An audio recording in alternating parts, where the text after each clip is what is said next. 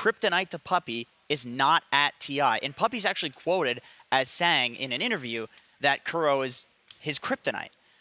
And so the question that I have is that, is No Tail also Puppy's kryptonite, and we just haven't been able to see it yet? Interesting.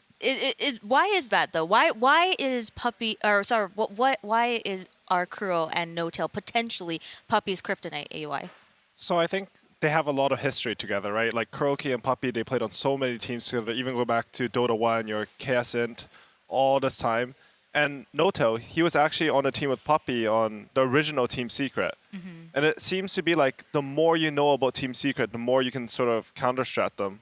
Or so it appears with Kuroki doing so at previous TIs. Right. The original Team Secret, the first ever Team Secret in 2014, was Puppy, Kuro, S4, No Tail, and Fly, who are now all prestigious captains. So it's almost like there are too many cooks with that team, but now they're all captaining teams, and the question is like, how well do they all know each other? Yeah, because if you think about Kuroki and what Aoi mentioned, that was 13 years ago.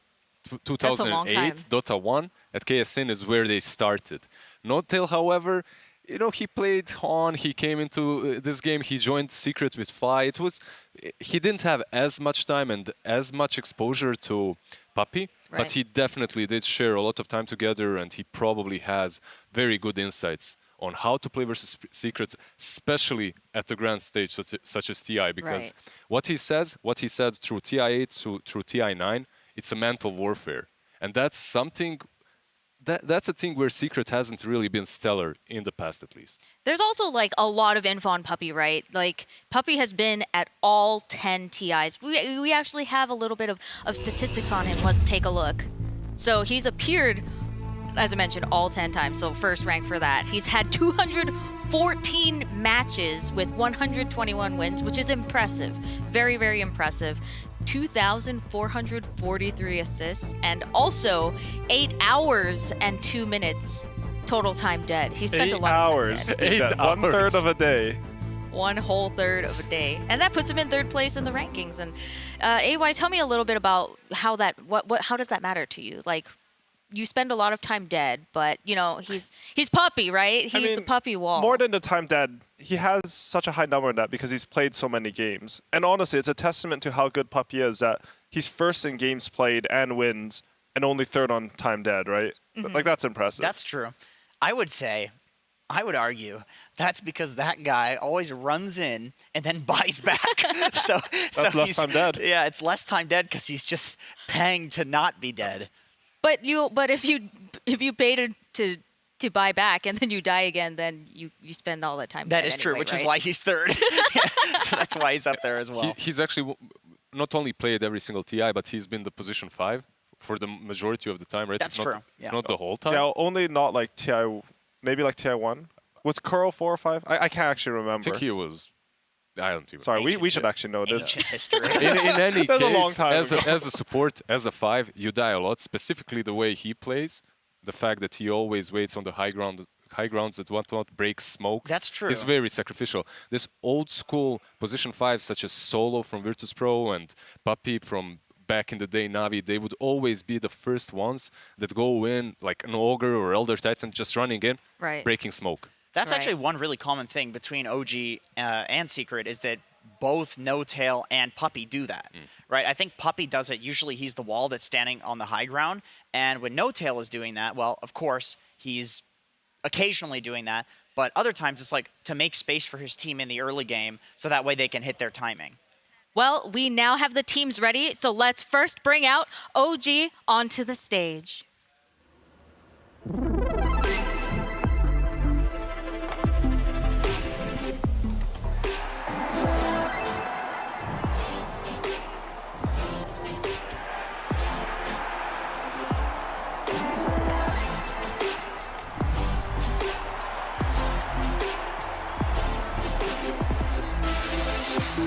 Winners of both TI8 and TI9, returning champions OG are here to fight for their 3rd TI championship in a row. Unveiling a new roster that includes TI champion Sumail and experienced TI competitor Saksa, they had an impressive third-place finish with a 10-6-4 in the TI-10 group stage after qualifying through the Western Europe qualifier. Puppy himself said, OG is a well-respected team and great to practice with, and he has always wanted to meet them on the TI stage. And now it is becoming a reality. Known for their aggressive plays and momentum capitalization, OG is widely considered a top contender at the International 10.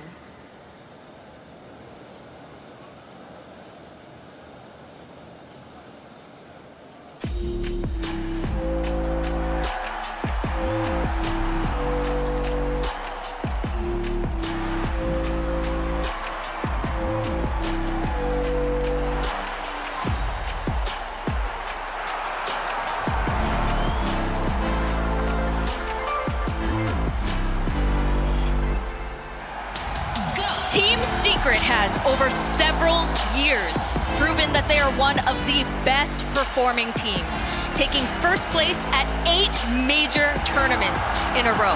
And now they are here to prove that they can take that skill from majors to the international stage as they compete against the champions of the last 2 years. While OG is known for their aggressive plays, Team Secret is known for their diversity and their patience. Finishing out group stage in second place with a 10-6, will the puppy wall be the thing that sends OG to the lower bracket? That is the question of this matchup. It's two very unique play styles that directly contrast each other.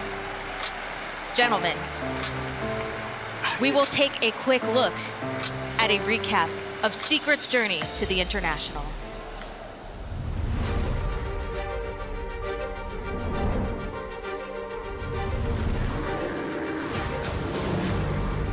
Time has been bought for Secret to turn up. Matthew's going again straight for Notel. Notel actually has to separate himself this time around. They've got the silence out of Matthew. Can they kill him off? Matthew wants the enrage. He's still got the BKB. He's going to pop it. Standing down. Turner will set. Puppy comes in with the tether, keeping him alive. The snowball comes out for Yapso. Matthew. Oh my God, he's alive. Finally, he's going to be able to live. He's going to be able to live. He gets out of there. Puppy with the save. They've killed off a fourth. The Saxa goes down. I mean, it's just too much for OG. God. It's too much. They cannot deal with Secret here.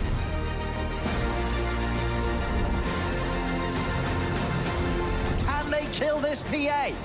No. He's jumping away. He's away once more. Over towards Puppy. He goes. Matu's out. Now they're ready to turn. Woo! Matu's back in. Ravage out. Edzai is ready to go for more. There's the backup required as they jump in onto S4. A Wukong's command comes immediately to an end. As it's getting messy. Into the fourth staff. Okay, they're going in as well. They're going in deep here under the tier 4s. But they've got the control on Nico Baby. Playing around with this morph. He's trying to get back towards his fountain. They're not going to let him. They're not going to let him. As Matu's in with the bashes, they're calling it. They want the pain to end here, Alliance. As game 3, it was another game 1 hit. Well, with that, ladies and gentlemen, with Team Secret taking the game, taking the series, they are the champions here at Dream League Season 14, this EU Upper Division. Team Secret, your champions once again.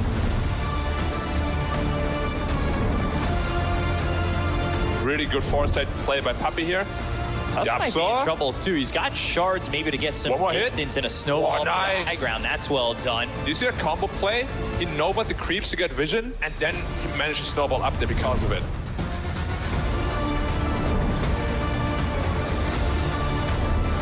See the wolf bite onto Matuma-Man. Matuma-Man is ready to go, but onto the side. Dwarmo goes straight in with the charge. Over towards Puppy. Nisha down towards the two of them. This is going to be the invis for now. Keeping Dwarmo safe. He gets away with the Trickster Cloak over to the side. They're on top of Dead. Dead. He's been bashed up in control for Dead. He's able to get the cheese off. He gets a second chance at living here. Dead. Still alive. Finally falls to the side, but as Dead's gone, buys back over to the side. Play Matu on Vendranger. Onto Yapso. If they're able to push back Yopatch. Yopatch continuing to be chased down by Matuma-Man. Matuma-Man staying the bash is there. Yopatch taken down. Dwarmo is well in trouble. The Secret, the final third. Flyback's coming out for the three of them, but Skev, he needs help and he needs it now. Where's the bat? BKB, the four of them focusing down Skev. Skev's trying to go for the TP out. Is he able to make it in time? He isn't. The stun comes in as the BKB comes to an end.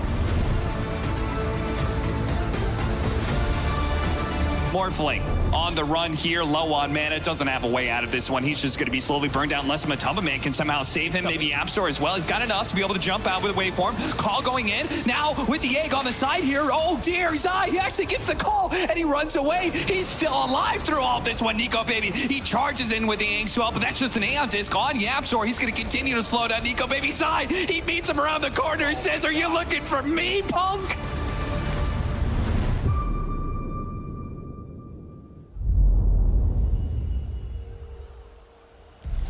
Team Secret had 950 points in the DPC, but what is it that really makes them truly powerful? There's a little, not only are they great Dota players, but there's also like that mental game also in play here. Lizard, tell me a little bit about how the mental game works here for both OG and Team Secret. So I already said that mental warfare is probably the most important thing coming into TI more than any other tournament, right? Because your emotions get over you. It doesn't matter like who you're playing against and where you're playing versus a team that's as strong as Secret. It can get tough for OG, especially as they don't have the same roster that was lifting them up. If you remember Jerax and Tiny Airlines and whatnot, that lightens the mood always. But what I've seen from Secret, not in this walkout, like when they were going to the booth, they looked very serious. However, in their games, I've seen some clowny business. I've seen some mechs being dropped on the ground in middle of team fights, laughter, just enjoying themselves a lot. And I think there's something changed about them. This might be the TI. Yeah, on the flip side, you know, you could argue OG is the type of team that I think NoTail tweeted that like he really wanted the crowd to be there because it amplifies them.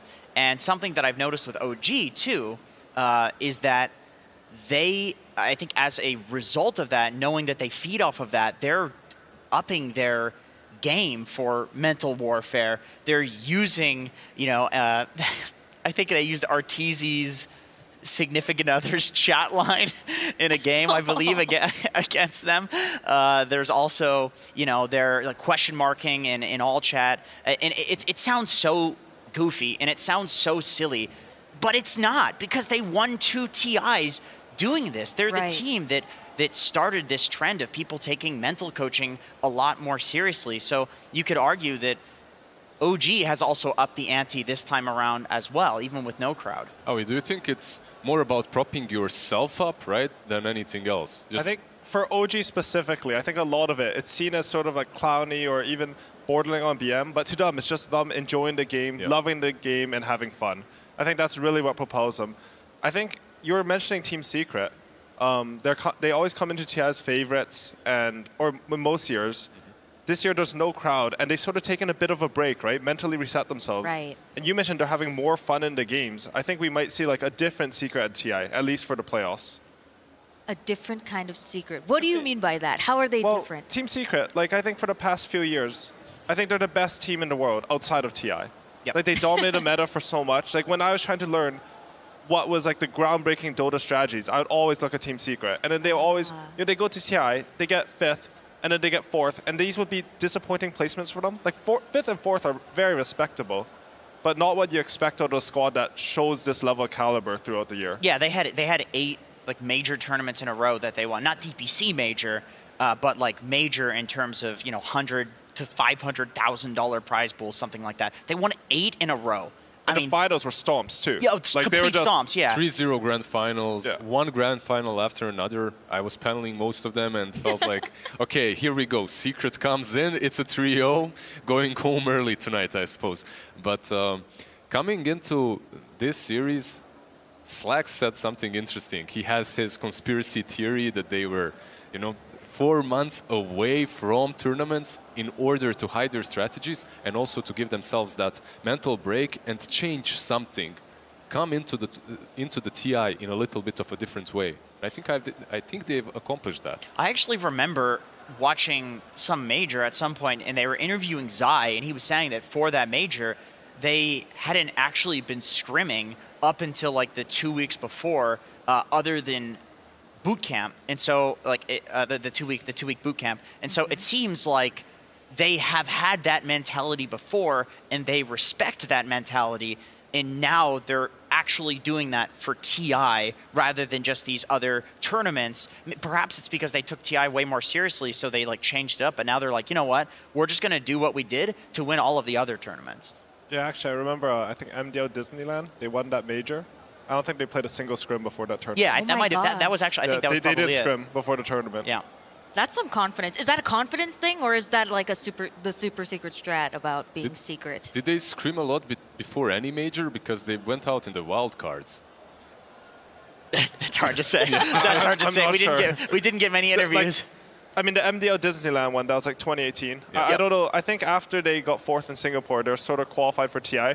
They decided to like straight set their eyes on TI. I think they're very goal-oriented. I think that's something very similar to IG. You could see their games in DPC Season 2. They would even end them really quickly if things go wrong, just because they're focusing on the games, on the future. I like that we can see OG in there just looking up at the monstrous versions of themselves. Like, they're really enjoying the moment, and that's good to see for a team that, you know, obviously does incredibly well whenever they're enjoying the moment. I like that so much, though. Like, you're at the main stage. I know it's OG. They're the best at dealing with TI pressure, but they've won 2 TIs. They're still enjoying the moment. Yeah, like, that's good. It's so important. Like, look at where we are. Remember how we got here, and remember like, believe in each from. other. You know, yeah. I feel like they made Saxa a little bit smaller, actually.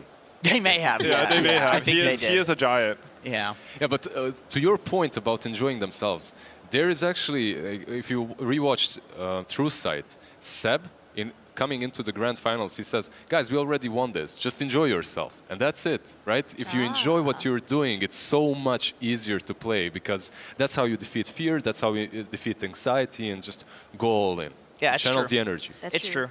OG is 100% a mental team. I remember there was something in the Omega League. We actually interviewed Seb, and we talked to him about like the nature of language, and he went off for like 3 minutes explaining that, you know, jokingly, like other teams literally steal the words that they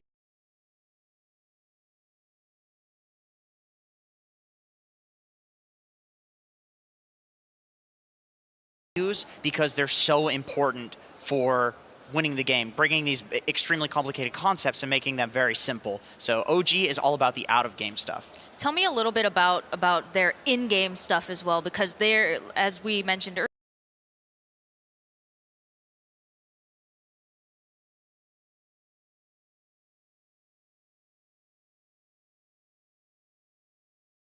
earlier, they have 2 completely different play styles, with Secret maybe being a little bit more patient and OG being maybe a little bit more aggressive. Tell me a little bit about that, AUI. So I think Team Secret does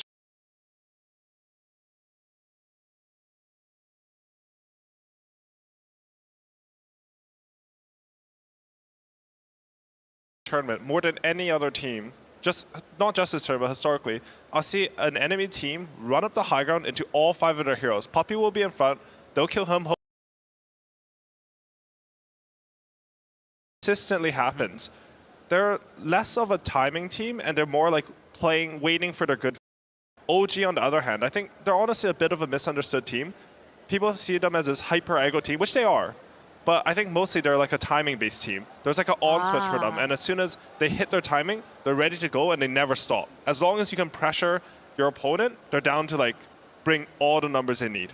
Yeah, I remember watching a clip from No Tail stream where he was breaking down their TI-8 win. And this also goes back to the nature of the language that they use. And I absolutely loved it. Like, half the stream was him just memeing because he's a huge memer. But then the other half was like golden nuggets where basically he was like, yeah, so basically in this game, like, well, just Dota in general is like a game of cat and mouse. And as the game progressed, he was explaining the points where they were the cats and when they were the mice. And it's like these words that it sounds so silly and like almost childish, but it gives you a perfect idea of what their goal was at that point in the game. Like early game, OG, before the timings that you spoke about, what they do is they'll have Thompson like run in, not going for kills necessarily because he couldn't full to zero the heroes he's trying to go for, but just to make space. Literally just to make space until they can get to that point where they become the cats. And then when they become the cats, they're just vicious killers. Interesting.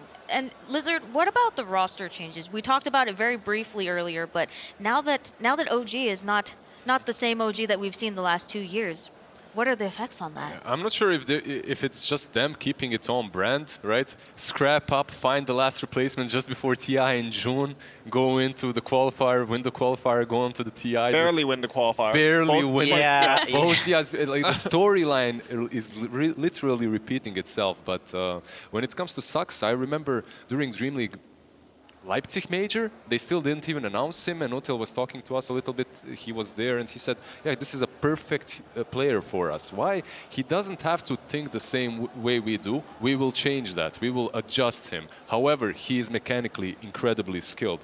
That's why he was top 2 on another TI, right, with DC before. So makes a ton of sense.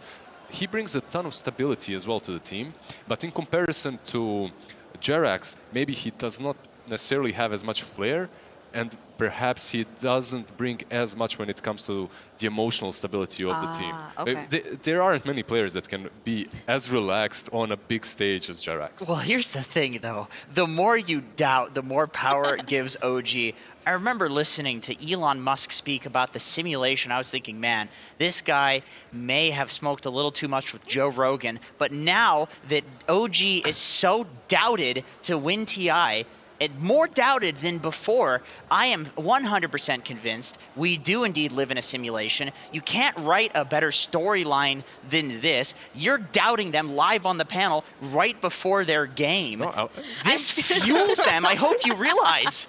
This travels through the ether of reality and gives them power. Look at Sumail. So it's Kyle predictions and panel doubting. Yes! That's it? Everybody doubting them. All of the worldly doubt fuels OG. Honestly, oh, sorry. Oh, sorry. Go ahead. AUI. I was just going to say, OG looks pretty poised for a third-time fluke in a row, you know? Well, he called it fluke, so that still counts as doubting. You have to really mean it. I mean, it's not flukes. I'm just saying, like, when you watch OG, you understand that they know things about Dota that I feel like they do better than any other team consistently.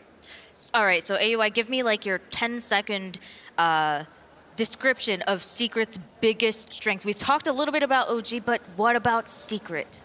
I think Secret's biggest strength is that when they're waiting for the right fight, they're very patient, and they move around the map before and after fights the best out of any team at a turn, I think. Like, Puppy will literally use like cardinal directions and just move his teammates around so you get the right angle. Even if it doesn't seem obvious at first, you'll be like, oh wow, that was a really good move. Yeah, it's like Puppy's moving them all at once, basically. Sorry, go ahead. No, it stems all the way back to the old school captains. You can really see the same thing in QQQ and ROTK and all these oldies. They do the same thing. Awesome. So one more thing that I just have to ask. One of the things that we mentioned while we were talking over dinner about this series is that Secret was an informational-based team. Tell me about that. What makes them an informational-based team? Well, I think a big thing is, like, Secret doesn't necessarily look for timings. It's not like, oh, you know, obviously to a degree they will. Every single team at TI will. It's like, oh, we have a BKB, they don't, let's go fight. But Secret is the type of team where, like, you'll have like 10 seconds left on your Ravage cooldown, and they will be smoked waiting on a high ground for you to walk up, and they'll fight you. Okay. So they use information better than a lot of other teams. And it's because it's their playstyle to just beat you when you don't have something available to you. And to add on to that, I think Secret, as a team, they get the most information and they react to information the fastest. This team, traditionally, they push out the most waves. They will always have wave shove. They'll make the enemy show, you know, they'll get impatient, and that's why the enemy's actually running into them in the high ground, because they lost patience first. They're also, from what I've heard about their communications, I think they have, I mean, this is all hearsay because I've never been there, but everyone on that team talks a lot and provides a lot of information. I remember I saw this one series, I think it was with Vici, where they decided to put 3 heroes in the bottom lane, bring Puppy there, just so they could deward the camp. They get the hard pull off, which allows Yapster to be freed up, and then they save their glyph so that their puck can get 6 before the enemy storm. They coil him, and Yapster's there because the lane's in good position for Zai. These sorts of plays are all set up by your communications. Like, you have to execute as well, but it's really good planning and everything. It's definitely communication, but it has to come from somewhere, and that thing is experience. The amount of experience that Puppy brings to the team, that these big captains bring to teams, it's difficult to beat because he has multiple mental models on a way that he can direct his team to play a different style in every single game. And he's surrounded by such talent that they're able to actually conform and move into the different directions of different strategies. I think that's extremely important for them. If they're losing, they will never bow down and make these silly mistakes. They won't even desperate smoke out. They will continuously try to split push to buy themselves some more time, and they're the best at that. One thing that really that has me wondering is how the current state of affairs of the world has affected TI for both of these teams. As you mentioned earlier, OG has no audience that No-Tail can feed off of, but at the same time, Team Secret, a very, very experienced team, they're probably not really sure what to do with this as well. There's no audience. They might have, like, there was no TI last year, so they don't have, like, the practice, the extra TI experience. Do you think that both of these teams will be suffering a little bit, or do you think that they're just ready, they're prepared? Well, I would say that emotions are still running high. If you think about the majors, one team got devastated by a punctuation mark, so right. It doesn't matter if it doesn't really matter if you have the audience or not, but the build-up is even bigger because it's been longer. We've had 2 years of no TIs. Because of that, this is so important for every single team. Yeah, I mean, there's also a question of, like, for different individuals, this would matter more or less.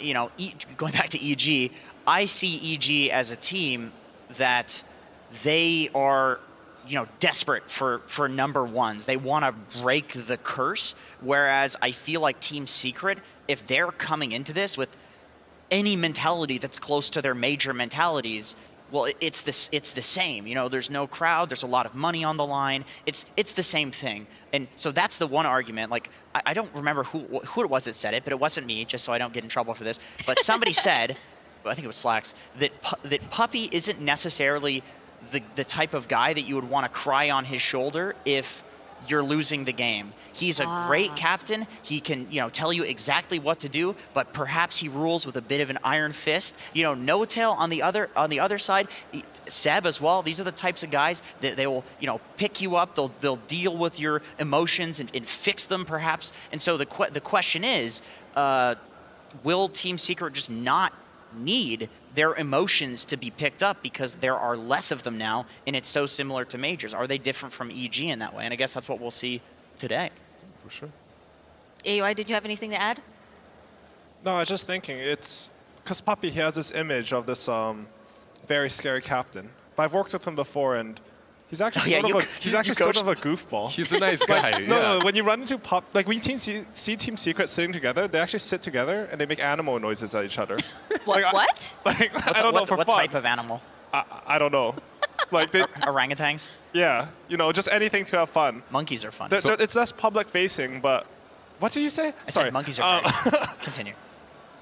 I think it's true that maybe the team dynamic from the outside doesn't look like Secret will be as comforting, but the one topic I wanted to touch on is the coaches of the two teams. Because for me, I think it's super interesting that for OG, they've changed their coach after every TI win. Like some fresh ideas, something coming in. And Team Secret, they have Heen, who I believe he got second with Team Nigma, or they were Team Liquid at the time, and then he jumped over to Secret, right? Yep. A couple years ago. He's been there for a long time, more stable. He also tweeted that he will make the president of, is it Denmark? Estonia? No. Matumba Man. Finland? Finland. Okay. Oh. The king, the president. He would make the president. He will make that president know. Is it a king? I think maybe whatever the leader both, is there, whatever. they will know. They will know Matumba Man's name. Because they met Jerax by the end of the year. Hobson, right? They did. But they did not meet Matu. No. And he was very sad about that. Yes. I'm sorry to interrupt, but I just want to say that for all of you at home who aren't as lucky as me, I can look at Cinderin like a few feet away from me at the drafter's shaking desk, his head. and he's shaking his head at Jenkins right now, and he was the one that told us it was Finland. What an expert! Thank you, Sin. Thank you. When it comes to the coaches that you talk, I actually did talk to Soshka a little bit. I'm sad that he didn't manage to get here on TI, but he is still a side coach. They didn't abandon him. He's still with the team, as much as I understand. But all right, cool. Well, it looks like we are ready for the first game of the series. Let's get it started. OG versus Team Secret. Game 1. Welcome to the draft panel once again, this time with OG versus Secret. Two teams with such high-skilled captains and drafters that it almost feels like the draft is a game in and of itself. To analyze this draft, my name is L+, and I'm joined this time by two excellent members of the panel. It's going to be the high MMR player, Effie, even higher MMR as a person, and the stoic and ex-pro, Syndrome. Hello. Hello. So, I'm going to start with you, Syndrome. So you have this incredible competitive experience. I want to hear about you. I want to hear about the drafting styles about these two teams. In an overarching sense, what could you tell me about their philosophy when it comes to the draft? I think overall, I don't know if you want to talk like history or just this event in specific, but go ahead with history. I would say OG, historically speaking, at TI has been more of a meta dictating team than Secret has, at least in the last couple of events. Obviously, they have 2 victories under their belt, so this could be a correlation there, that if you're the teams that come in with a lot of the cool strategies and have good ideas, you can go far. And something that OG have always been really good at TI is something I would call like combos. So they have this understanding, they figure out, I don't know how they do it, they like drill the game into absolute detail and figure out what is the really strong mechanic of this patch. Like TI8, they were playing on healing, at TI9 they were playing on regen, and now let's see what it is at TI10, and if they have that advantage over the other teams. Because usually they can kind of hold their cards a little bit close to themselves until the main event, and then they're gonna go all out and show what they've got. So far, nothing too surprising here, though. Okay. I really like what Syndrome said about a meta dictating kind of team always succeeding, because as we've seen earlier this season with PSG.LGD in particular, they were the ones who kind of set the trend for the Animator, right? They innovated the carry axe, they were playing all kinds of different styles, and they won it, right? So the teams that are willing to be more creative and actually bust out the new heroes and the strange builds are always the ones that go further on the big stage. And then what can you tell about Secret then, and their philosophy? I would say Secret overall have been, how to say, that they're a little bit more stable in a sense. I think, how to put this? So sometimes OG's strategies can be absolutely incredible, and other times it's almost like they're like over creative and almost shoot themselves in the foot because they try to do too many things at once.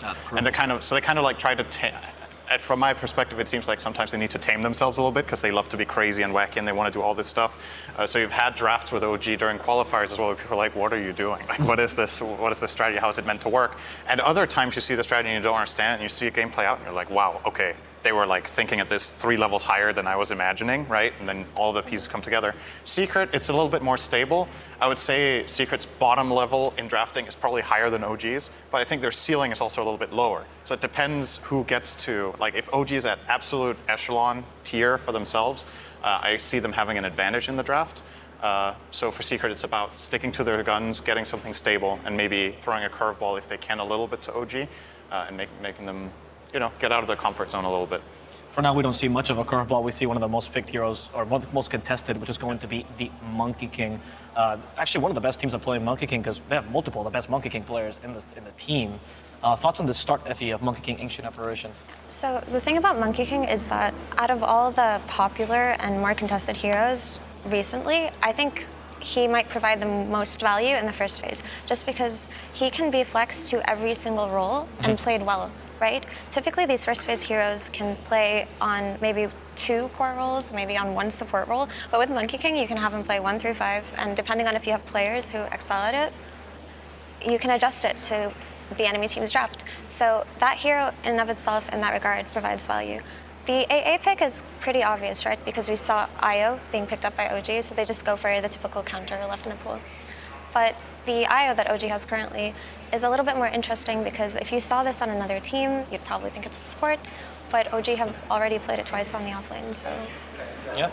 And talk about Unorthodox. I mean, OG, they start with Io Mars. We've seen a lot of Mars plus some sort of combo in the arena. That's the most obvious thing people see, but what is the strength of this Io Mars as a starter?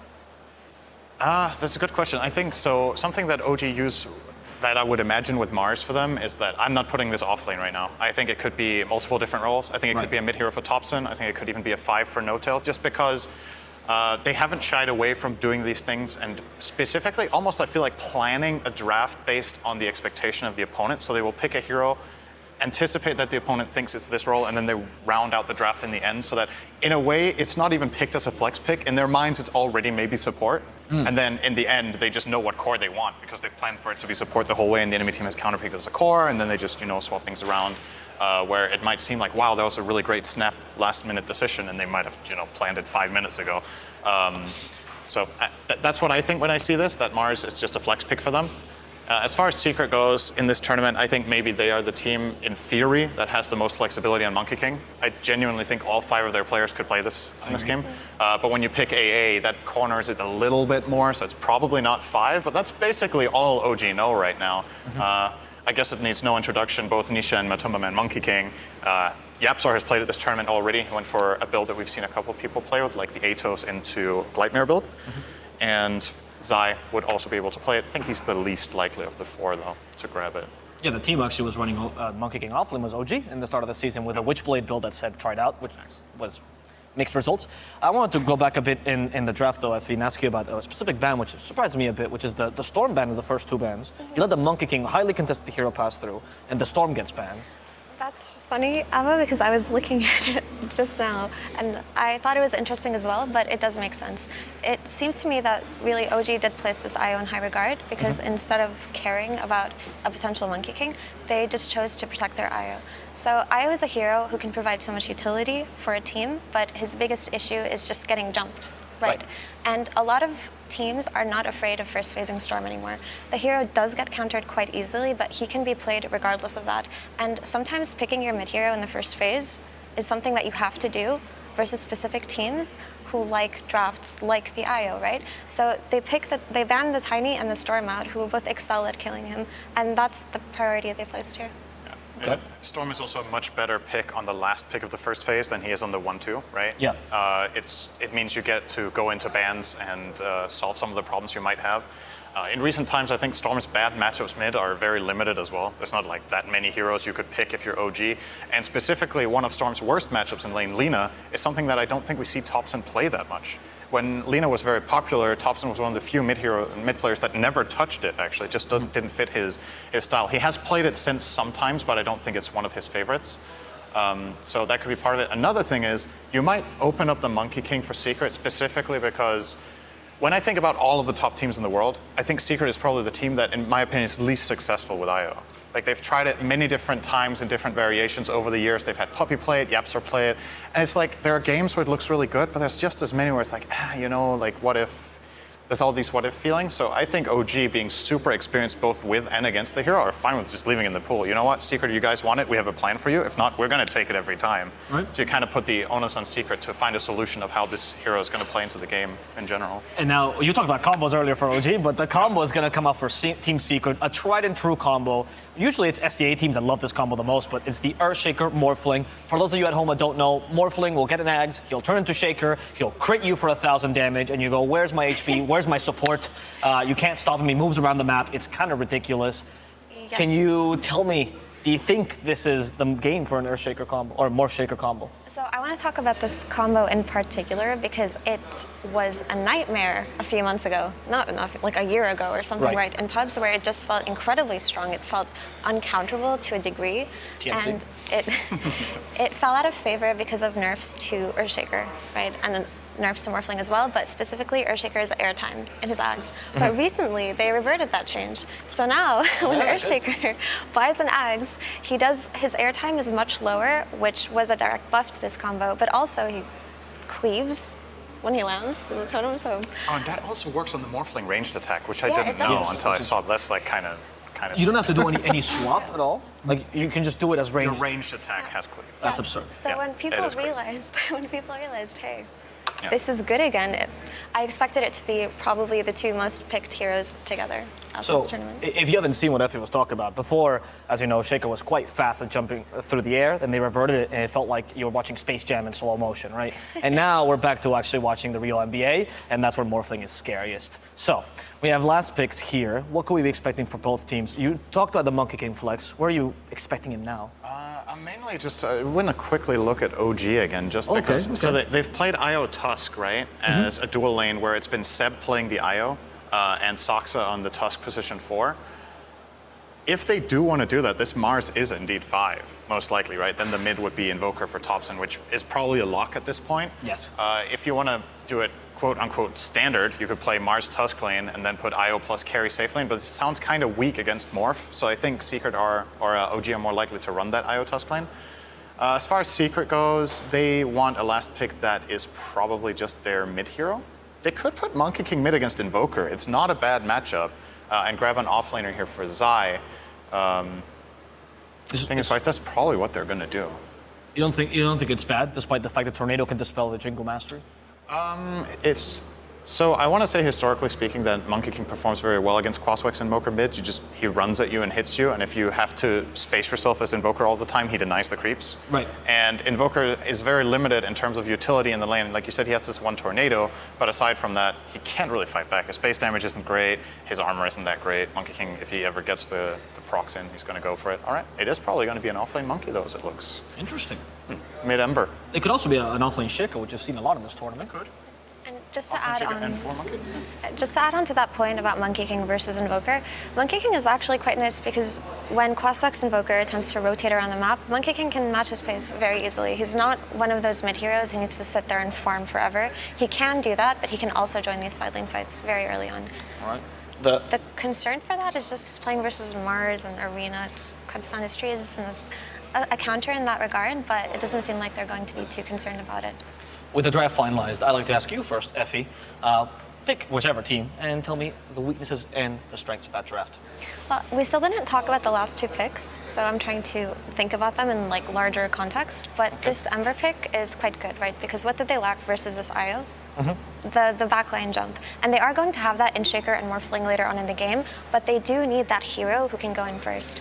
And because of having this Ember, it actually enables Ancient Apparition, because Ancient Apparition is a hero that likes to shoot his ults out whenever he has them. So in order for that to happen, they can't just sit back and wait for a Shaker blink timing, right? So Ember really makes up for Shaker's weaknesses in that sense. Oh, and it is a position for Monkey King, actually. Closing thoughts? 4 Monkey and a 5 Mars. Closing thoughts of what you love about OG, please. I love OG's pace here. They can play super fast. Crosswex Invoker, Ursa Wisp. There's so much tempo. Tusk. Secret's lineup needs a little bit more time to build up, so I think OG are going to play super hyper-aggressive in this game, play very explosive Dota. If Secret can weather the storm and get later, I think their strategy is most likely going to win this game. Okay. So a very clear contrast between the 2 styles here with aggression versus more tempered gameplay. And you asked about weaknesses in particular. I would just say that OG does have to play very well around these first couple of Aegises. So you heard my panelist conclusions, but there's one man that I can't have on panel because it's just a bit too valuable. His name is BSJ, and he'll be giving you the last word for today. Thank you, Avo. As Cinderin highlighted, we're going to have 2 very different paces coming out from these 2 teams, but I want to highlight the same position on both sides, the 4 position. We got YapzOr's Monkey King, and we got Soxa's Tusk. Both these 2 heroes are instrumental to the success of these teams. YapzOr is going to provide that information from the vision on the trees, as well as a setup stun for the AA combo, and eventually for the Earthshaker morph, buying time for them to get to their items. While on the other side, the Tusk, they lack a little bit of damage in the early game. The Ursa is going to rely on getting that defusal, probably by the 12 to 13 minute mark, where they're going to look to go for the Roche. But before that, all the early moves fall down to Soxa. He's going to be responsible for setting the tempo, as his tag team is pretty much the sole source of damage in the early game for OG. So I'm going to be following all the action myself with these 2 4-position players, and who better for you guys to follow the action with than the 2 casters that have been casting these guys throughout the entire DPC and now the upper bracket of the International. I give you Odie Pixel and Fog. Thank you very much, Brian. Yes, looking forward to this one massively. Secret versus OG up here in the upper bracket. Fog, we've had the draft in front of us. Yep. What are you excited to see? I'm already seeing so much that I'm sure the fans of both teams at home are going to be very excited for this match. Lots of combo plays, lots of speed, especially from the side of OG, as panel has been saying, and like Brian did tick it off.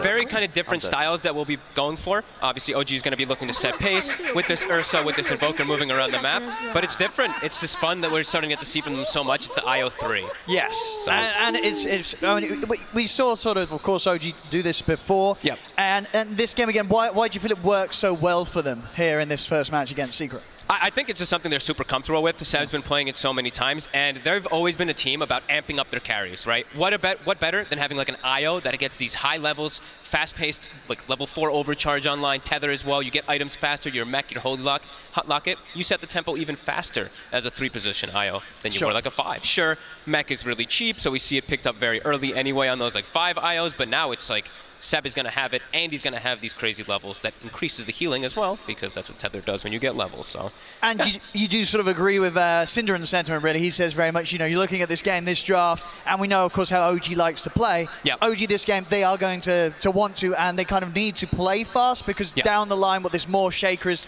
you just don't want to sort of get yourself into territory where you're having to deal with the fact that one of your heroes might get one shot. Absolutely, and they're just going to get this crazy scaling. The team fight also, if you just look from Secret, it's a bit stronger as the game does progress. Once you start getting these levels on that shaker, the AA, even the support Monkey King, it just starts to make everything a bit of a disaster for OG. But if they get a good tempo set, they have a good gold lead, then they're going to be able to still chain these kills. But we'll see if they can do that. But they do have the lineup to be able to, and tag team, Overcharge, Ursa, Alacrity, Roche is going to die quite a lot of times in this game. Absolutely, and we're definitely going to see OG get a lot of usage, as you say, out of those sort of early brawling abilities that are really going to amp them up and make it rather hard for Secret to go toe-to-toe with them in the sort of the earlier half of the game. Do apologize, ladies and gentlemen, we do have a brief pause. I believe the teams are just getting themselves ready and all sorted so we can get tucked in for a whole complete game of Dota 2, which...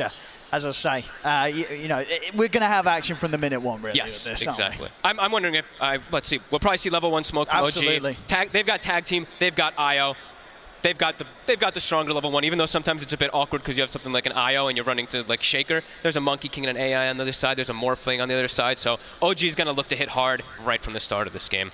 And let's see if they do some like maybe... I wouldn't say like tri-lane or anything like that, but maybe just for the start, get a quick early kill on the Morphling, then swap the lane up. Could definitely see a possibility from the IO, the Tusk, and the Mars, since Tusk just works so good when you have so many more heroes for tag team. Yeah. And so looking at the mid lane, Nisha versus Topson here on the Ember versus Invoker. How do you expect that one to go, right? Topson's not going to be too upset with the matchup, right? He's going to... No.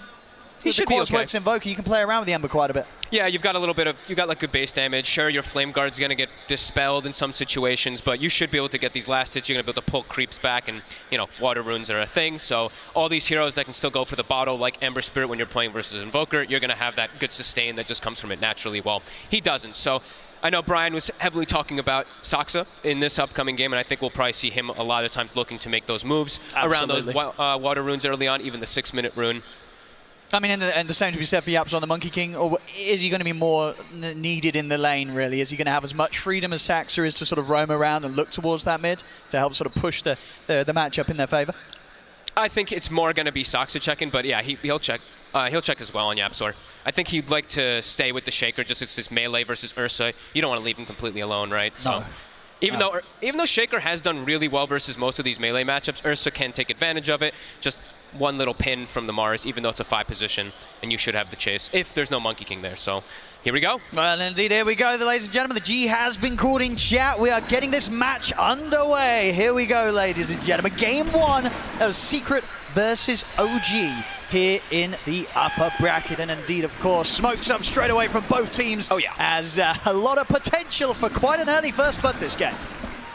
Let's see if anybody scouts, if anybody breaks it. Of course, we have Yapsor as this courier dressed up, so maybe he'll be able to scout something for his team to allow them to dodge that quick aggression that's going to come. And let's see.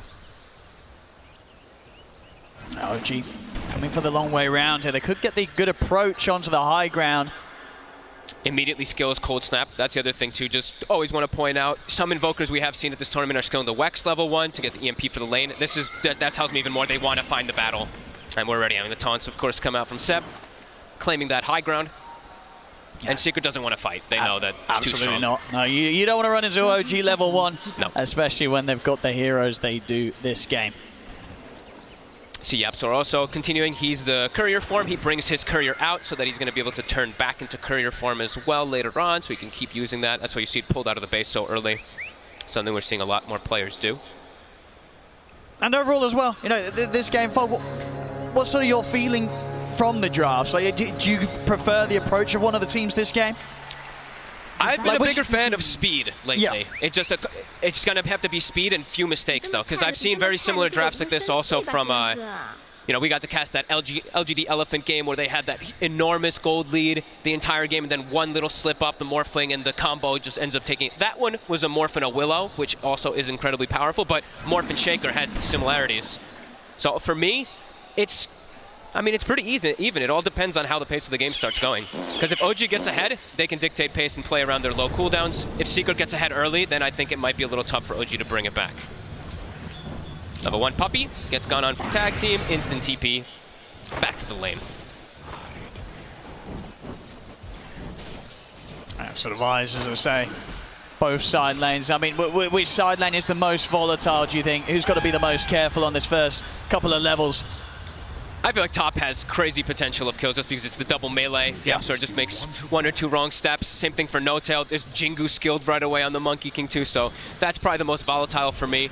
Bottom, the Io and Tusk have great kill potential on the AA. However, on the Morphling, I think Matu should be able to hold his own, because once he gets his like level 2, level 3, he's going to have a disengage, and he's also just going to have that incredible attribute shift. Yeah, I mean, you're right, this top lane, the fact that you have this Monkey King Shaker against the 2 melees, I guess same could be said for the Mars and the Ursa. A lot of potential to battle back, but for sure you're going to see both teams taking early swipes at each other.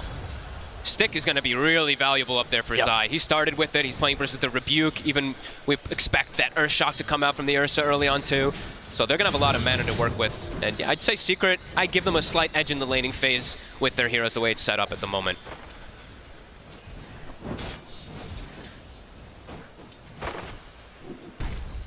So far top. Ooh, might have to be careful there, Good Fisher. It's going to put a stop to any aggressive chase there from the 2 of OG.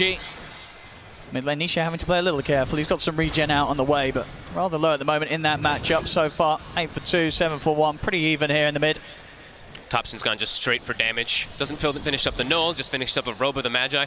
I feel like he might go something like a Drum.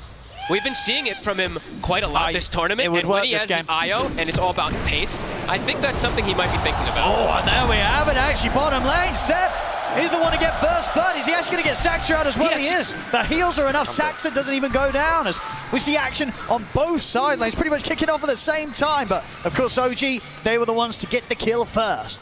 Bit of a slip up there. I think Matu missed the waveform onto Saxa to get that trade kill. And as we said, Puppey, he's the one who's going to have to eat the brunt of the force most of the time from this tag team. He is securing the farm for Matu, but he's going to die most likely a lot of the times he does go down there.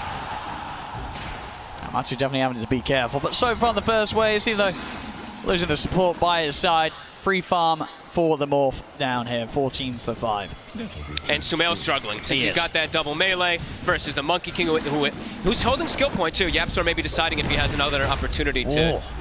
Just get pushed back by the spear there, won't latch though. The Fisher out. Sumail and No-Tail, they want to try and get Yapsor. Sumail looking to close in, but the barrel strikes up. Yapsor turns into the tree. They take down No-Tail. Now he's going to look over towards Sumail. They've got him stunned. Oh, Sumail does get the kill. Can Zai get him in return? He can't. Sumail's got the boots, the movement speed. He'll make it away. So trade up there on the top lane, but of course Sumail may survive, but he's left in pretty bad shape there after that bruise up, and still struggling to come to the lane for CS, struggling the most out of all the cores here in the early game, Sumail. And Zai's always got mana to work with. That's what we're mentioning. These stick charges, he's always got a Fissure, he's always got enchant totems. It's a tough one for Sumail. And Yapsor may have died, but of course able to head over towards the mid. Get Nisha topped up and well. That's where those deaths are kind of valuable. When you have bottle mids, you can always fill them up. Unlike for the Invoker, they can't fill up Thompsons. He doesn't have one, obviously. I mean, what? Ooh. Okay. We have to control the water in here. What can they do about this top lane, OG? Can they make any sort of alterations to get this better for Sumail, or do they just have to tank this really rough start for the Ursa? I think they have to tank it as bottom. Puppey, get it gone on. See if they can take it this time down. The damage from the tag team, it's enough here, Seb. Last hit comes in from the Io as Seb certainly off to a hot start indeed. I mean, maybe it will Saxa. No, Matu's got to be cautious. He's very low. Seb just sort of beating back into him, stopping Matu from being able to get in and get the trade kill. Sinisha attempt to get aggressive mid with the chains. Thompson, he's got some creeps on him too. Said low on, he doesn't have enough mana. Fairy Fire, will keep him topped up. Thompson's still alive for now. Nisha Can he still get in this? 11 of a slight chains in about 8 seconds. Thompson's still hanging around. In fact, he's kind of stuck, but he has enough to get into the Ghost Walk. Thompson will stay alive.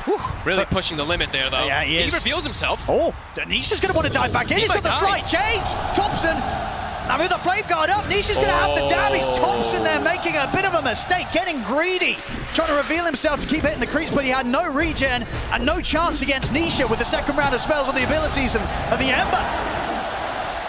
And Nisha's able, after that kill, walks into the enemy high ground on the triangle and also gets himself a bounty. So that's very fortunate for him. And yeah, big mistake there from Thompson. I mean, it's, so far, just a 1k lead, but you saw it there in the CS. All 3 of Secret's cores across the board, getting solid farm in the lanes, whereas OG, they're having a bit of a slower time in the mid and that top lane. And Secret's the one who, as we were mentioning, later game scaling is really good. You see this Morphling having a way better start than the Ursa. It's definitely some concern. So I think Saksa, he's going to have to be the one that we look at to kind of fix these lanes up for the team. Seb's done pretty damn good, but he's going to have to especially help out Sumail up top. Absolutely. We've got to see big moves from Saksa. Yeah.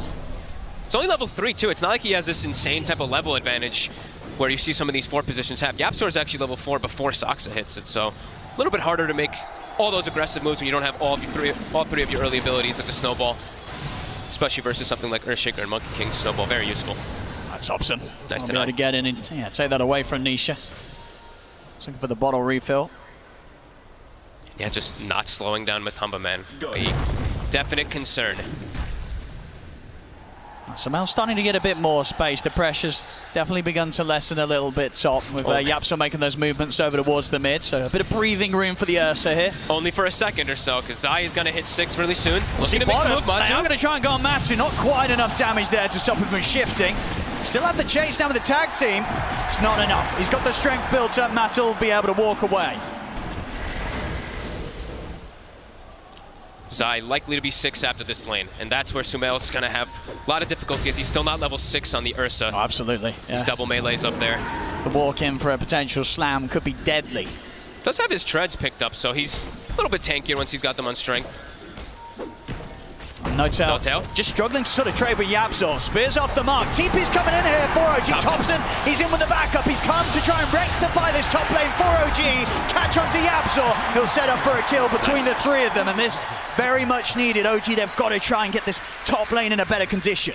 And he's got the urn picked up at a perfect time, so he can make that move, and immediately he does queue up the drum. As expected, we've seen him do it a couple of times now, especially when they have the IO lineup, and as we said, OG, the slow start is here, but the pace of the game is going to get picked up incredibly fast. Yes, you sort of blink and you miss it sometimes with the speed that OG sort of goes from 0 to 100.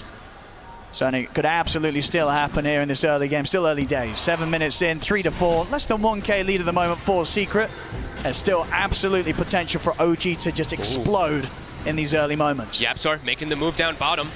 They see him with the wards, but he's here already. Now they get the good Primal Spring jumping onto the 2 of them. Nice snowball onto the side. Saksa able to separate them a little bit, but now see if they get into Matumba Man turning into the touch there to use the snowball against OG. Closes in on Seb, gets the kill, and Yapzor might not even be done. He's got another spring in a few seconds. Does he want to go up into the triangle? He does. He's keeping his eyes on Saksa. Not quite land with the slow though, and Saksa will manage to make it back to the safety of his tower with that. But still, as to Seb, the off-lane IO taken out of the lane here. More space for Matu to heal back up to full from the Morbid Mask. Zai playing careful top, level 7 already. Very close to his blink tag already, 800 off with the treads. Sumail's just had to leave the lane. I don't think he wants to be up there anyway, and they need to start getting better levels on the 2 supports for the side of OG. Otherwise, they're not going to be able to do that run-at strategy that they want to do in the next few moments. And Yap's already been quite the nuisance for OG really here, just sort of jumping around with the vision he's giving. And OG, at least with the 2 of them, Saksa and Seb, struggling to really get their hands on this Monkey King in the trees, bouncing around. Seb already has Holy Locket done, so that's what we were talking about, where you get these items so much faster as this offlane. Got to be able to make some nice aggressive moves, but they're on him. He's going to try and go, but a quick tether over to Saksa will break the distance. He's too fast. Doesn't even want to commit further there. Yapzor knows, even with the boundless strike, they just don't quite have the damage, even with the 3 of them, to blow up Seb whilst he has Saksa by his side. Not quite yet. Puppy still only level 5. Yeah. I thought they were going to actually move the Morphling out of the lane and then send the AA bottom to get that 6 early on to deter OG from going that run at you. Since once they have AA 6 also, you know, Holy Locket is online for IO, but that's going to be counteracted quite heavily when Puppy does get 6. Absolutely, yeah. If he can land these blasts, it will be a complete thorn in the side here for the way that OG want to fight in that mid game. And they have setup, right? They have Shaker Fissure, they have Chains, they have Monkey King bound to strike. A lot of different ways for them to set up that blast. See? 10 minutes.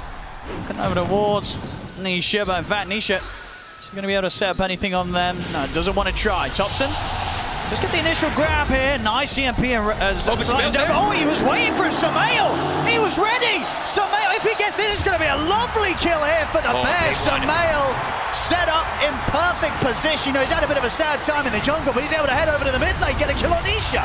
Top lane as well, OG, they turn over towards Zai. Have a little bit of a weight there to really amp up that final blow there that NoTail delivers to Zai. Zai used Echo up there too, and they were able to sustain up from the IO TP. Then now it's going to be on cooldown for a very long time, which is going to be a signal to OG. Yeah, I mean, this is to run. Look at Samael now. We saw how rough of a start he had. He's second highest in the net worth there, getting that pick up from that huge kill on Nisha in the mid. And they're pressuring bottom now with the 5 position Mars with the IO. Matu's had to leave the lane. You can feel it, that the pressure, it's building up from OG. It really is. Thompson getting deep in the jungle, looking for Puppy. Is his mana gone? Has he got enough damage on his zone? And, it's the might take him out. Backup comes in. He gets the kill, Thompson, but it looks like he's probably going to die for this, as he's trying to escape them, but there is no running from Zai, Nisha, and Yapzor. So he gets in, he gets a kill, but maybe a little too deep that time from Thompson. He did force 4 heroes there, though. I guess that's space. Space for IO to get the finished farm bottom, Tusk to get the levels top, Ursa to get more farm too. So at the end of the day, it's a Thompson move. Because that's what he likes to do. Sacrifice himself for the greater good. Zai does have a Blink Dagger finished up, though, off of that kill. So there is going to be some responses that come out from Secret after they get those kills. Also, a Maelstrom finished up on the Ember, so Secret does have a bit of a timing where they can fight back. That's the one thing, is we were talking about how OG is looking to set tempo constantly with this fast-paced draft, but it's not like Secret isn't going to be able to fight back with their heroes. Absolutely not. Yeah, Secret there. They'll certainly be ready to have a shot back at them. Let's see if they can set up to sort of make a jump and a good reveal with that Blink Dagger on Zai's Shaker. Smoke up already. In fact, from Yapzor and Nisha, they're leading the way up top. It's just Saxer up here at the moment, soaking up some XP around the tower. Matu starting to take the tower. They'll dive in straight away. Set up there with the chains, in with the Remnant. TP's coming in. It's actually going to continue. Thompson, he does want to try and look for the counterplay. Rugon's command is down. Jump off the side. Nisha is able to break away with that last bit of mana. Ice Blast comes crashing straight over to Seb. Headshot there from Puppy. As he lands it on the IO, no healing for Seb. Seb's out. Thompson trying to run, but the sentries, there are plenty here from Secret as they lay them both down. Thompson, he's got the move speed, though, to get out of the range, so Thompson will sneak away. But a big hit there from Secret up on the top lane, and that's the move you said. They knew that OG, despite losing Saxer at the start, OG's the kind of team that will turn up and try and fight around that tier 1. Secret, they were prepared completely for that. And look at the pace. It's they're just a quick smoking move. again instantly, though. The smoke's going to break. It is. They know they're in the pit. Puppy's going to know exactly what's going on, surely. Smoke dispels, he checks it out. This is risky from Samael and Saxer. They've got to run down side. He's in, catches the 2, and they'll jump forward with the Remnant. Balance strike follow-up. They're both dead. And it's half HP. They might consider even going for it themselves if they get some more follow-up kills. He's ready to chase up to the high ground. Thompson and Seb will be able to hold them back. Quick slide from Nisha keeps them low, but Seb will heal the 2 of them up. But as you say, Roshan is in a bit of a juicy position here for Secret. It's not too easy for them to really go for it, though. Yeah. Big hit, though. Nisha with some really nice individual plays there, dodging out the EMP, dodging out the Mars ult and everything around that tower, setting them up now for a 2K lead, and still looking to respond. He's trying to set things up there, NoTail. Quick poke, stops Matu from being able to lead in. That hurts OG quite a lot. Oh, and it was a risky play there, trying for that Roche. A very, very risky move. Does not pay off. Secret shut it down. And they weren't even looking for the Roche. They were just smoking to move across the map, and they're like, oh, wait a minute. Look at that. So very fortunate for the side of Team Secret, having a Haste now on the Ember Spirit. Zai, as we mentioned, Echo Slam still on cooldown, but they've responded in great force versus the aggression of OG. Even though the relocate and the numbers are attempted to be there from OG, Secret was ready. And as you mentioned, the snipe, of course. Puppey getting that big AA blast on the IO. That's going to be the crucial He's thing going to do it every time, yeah. This IO, if you look at 20 Holy Locket plus mech, he's going to be able to like full heal anybody they do go on unless that AA blast does come over. Absolutely, all about Puppey getting that hit in. I see OG. I think they pretty much have the defusal done on Sumail, so yeah, it's just a few hundred gold off it. Any sort of other items at this stage that each team is waiting upon to have their sort of next power spike? I don't think so at all. I think that they just Secret, go when they want. Secret is extremely happy with this pace of the game right now. Morphling, like Machu's just getting to free farm while they're also still defending towers. I think OG just needs to keep looking to make these plays. I think if they sit back and look to wait for something, the game's going to quickly fall out of their favor. I mean, well, yeah, as you say, you're seeing Morph at the top net worth here, yes. And if that's happening, Secret's happy. Yeah, they've got defusal now. They got a medallion also on the Invoker. This is another go time. Smoke up, look for a play immediately with this. There we go, in immediately from OG. Seb. Sumail and Notel. Seb, of course, ready to take Sumail in with a relocate if Notel finds a solid setup with the arena. They have to start finding these big kills. Slow down the Morphling, slow down the Ember Spirit. Still difficult, though.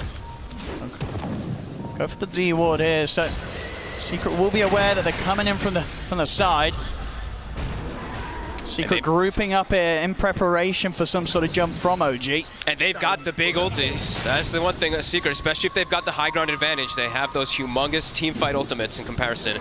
OG a lot more limited because it's a 5-position Mars who has to walk his way in to try to place his arena. I mean, some nice little moves there from Saxon, moving himself and all illusions independently there. So Secret did have to guess a bit what was happening. Sumail, he's trying for the Roche again. He's in the pit. He's getting bashed. He will be able to jump out there away from the Fisher, but I mean, they really want to try and get this for Sumail, but again, it's just such a risk when Secret's all up at the moment. As you say, Secret, they're more than happy to jump in for the fight. I don't know if you're ever going to be able to get Roshan like this if you're OG. But they have to.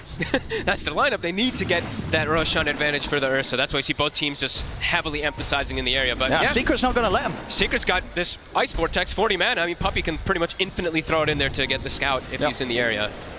It's very hard for OG to find. They need to get some sort of action first. Showing the IO top set.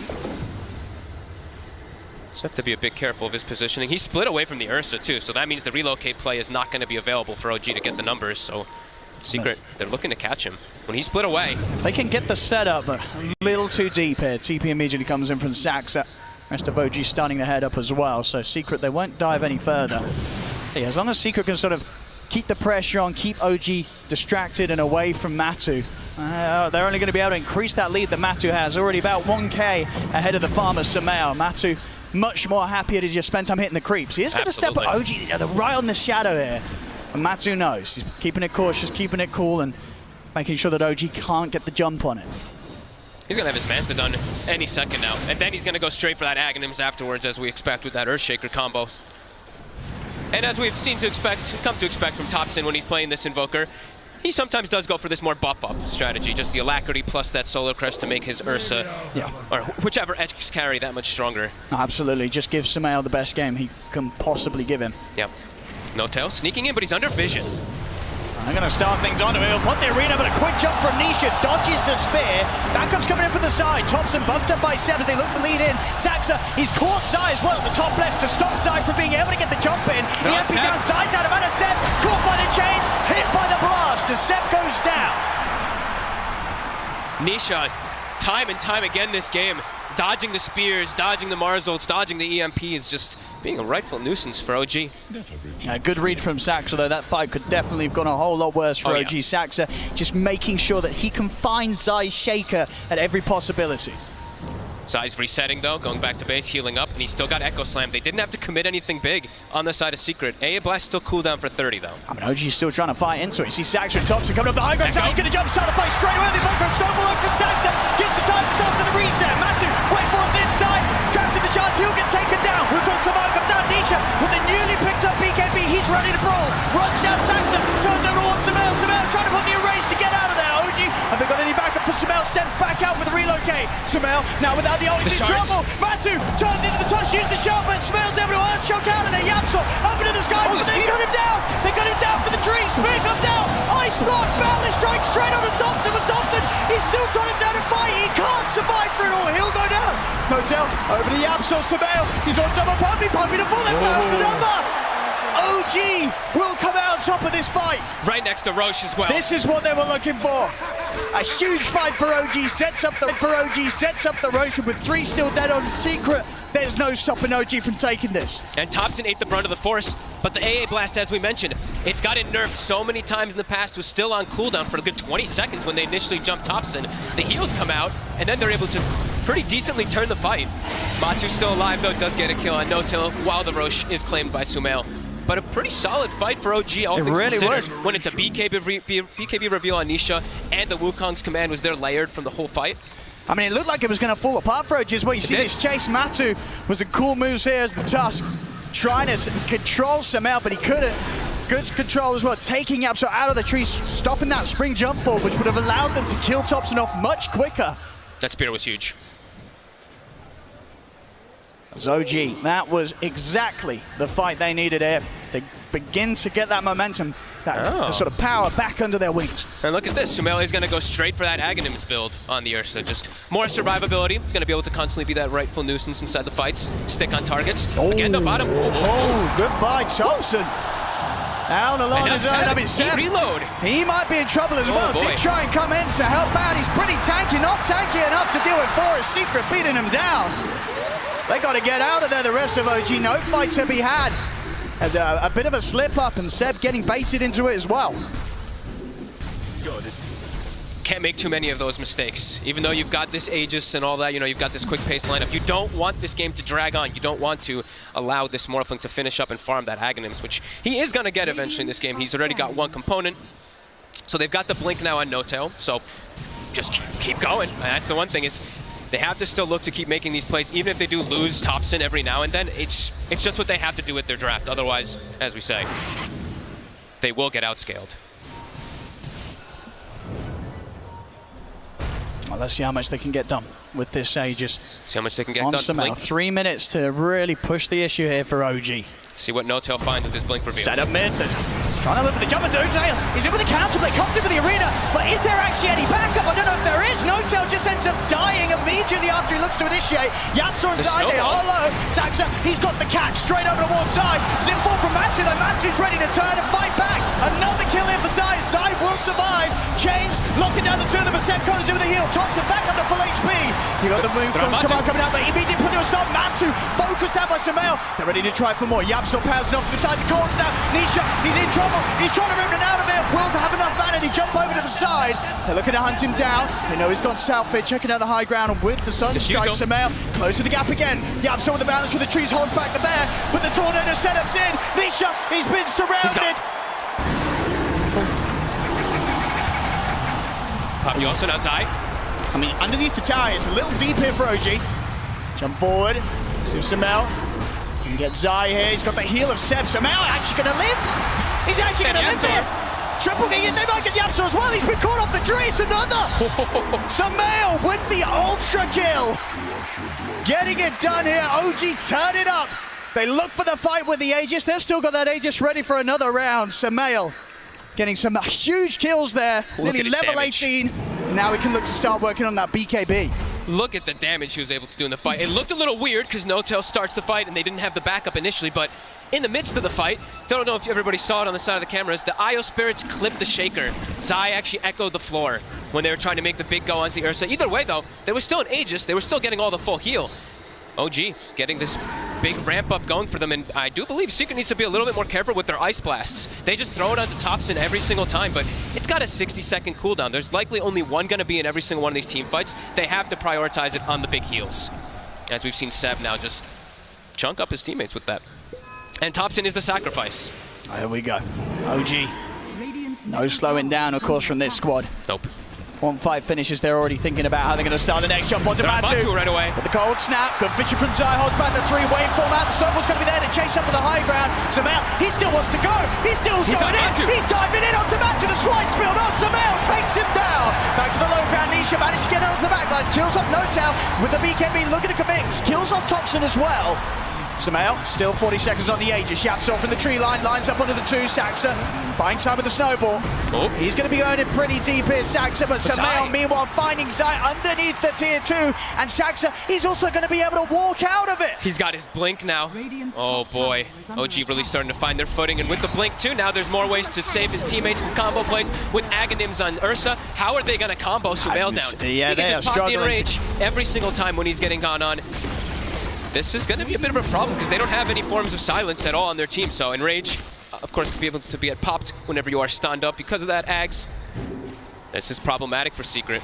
He's such a big Ursa. He really is. He played it so cool in the early game. That sort of pent-up rage from suffering in that sort of laning phase where he couldn't hit the CS. It's coming out now from Samael.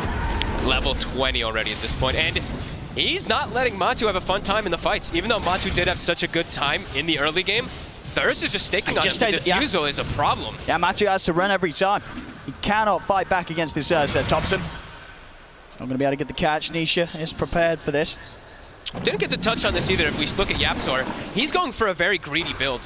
We've seen a couple times the Aetoses into Gleipnirs. I think we saw a couple Orchid rushes, I think on Crit as this 4 position. He's going for the late game. He's going for the Scotty. He's going to be able to apply it to everybody. The slow, the reduced healing as well from the IO2 in the team fights. So as it progresses, as we mentioned, Secret's going to be strong, but... Saxa's going to find him. Puppy's got a fair bit of damage as well. Saxa, going to stop the cold feet here with a snowball. Thompson, he'll be able to put a stop to the TP. No escape for Puppy. Secret's trying to, I think, slow down a little bit here and get those items finished up, in particular the Ags on Morphling as well. It's very close to it. As you were saying, not far off the Scotty, just about 1,000. It's pretty close.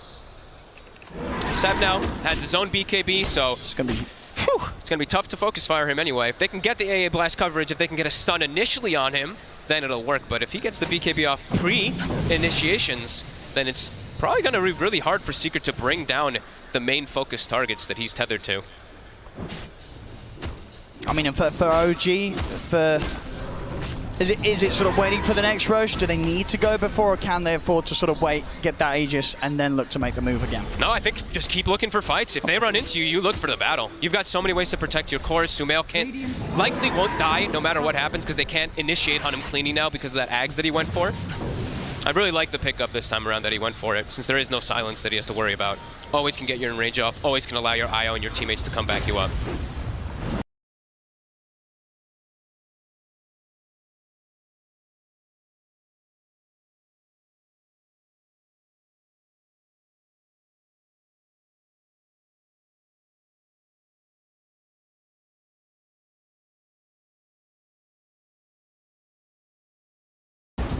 Got their eyes on No-Tail bottom.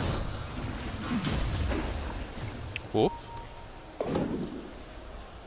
Bit patient for him.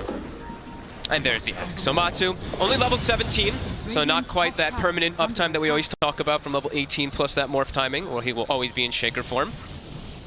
I love the little pickup as well for Samael getting the Mind Breaker. Yep. Can be a great one. Also, didn't point this one out, but Zai got the Fake Grenade on the Shaker in 17 minutes. So now we have a lot of potential for some massive burst damage that's coming up from their sides, from double, triple totems and whatnot. But OG, as we said, not slowing down. Absolutely. As soon as someone shows in a lane and they feel that they're alone, they're making moves over there. See top Puppy. It's pretty out of the area though. How do you go for Sumail? BKB Ags with a tethered IO behind him. It's so hard. It's going to be such a difficult target. They have to prioritize. I say somehow have to find Seb, but it's been very difficult for them. And with a BKB, it's how does Nisha focus fire him? Because that was Nisha's job for the most part this game. Yeah, it's pretty much impossible to kill Seb at the start unless they open up with some sort of stun lockdown. Which they have. They've got that Ags double shaker. Yep. And he's got a Titan Sliver too, so even stronger with that base damage increase. Let's see if they can delete first. Oh, Puppy says hello. He's just going to walk in on this. He's going to get hit by the Mind Breaker. He needs help, but he needs it now. Puppy, he'll give the Ice Blast over, but Seb's already put the BKB on. Off to the side he goes. They lose No-Tail on the side of OG as Secret out to get to the back of him. Is there going to be any chase? Both teams coming out with the buyback immediately. OG, they will separate though. They back off. And just an awkward way really for Secret to start the fight. Puppy just heading up on the front lines. I don't think he expected them to be there that soon. Just walk. I'm also surprised that he's the one that walked up so quick himself. As around the Roche pit, most important timing now for the next few minutes. About 35 seconds until that will spawn. We see OG sitting in the pit waiting. Dire's structures are falling. Dire's middle tower is under attack.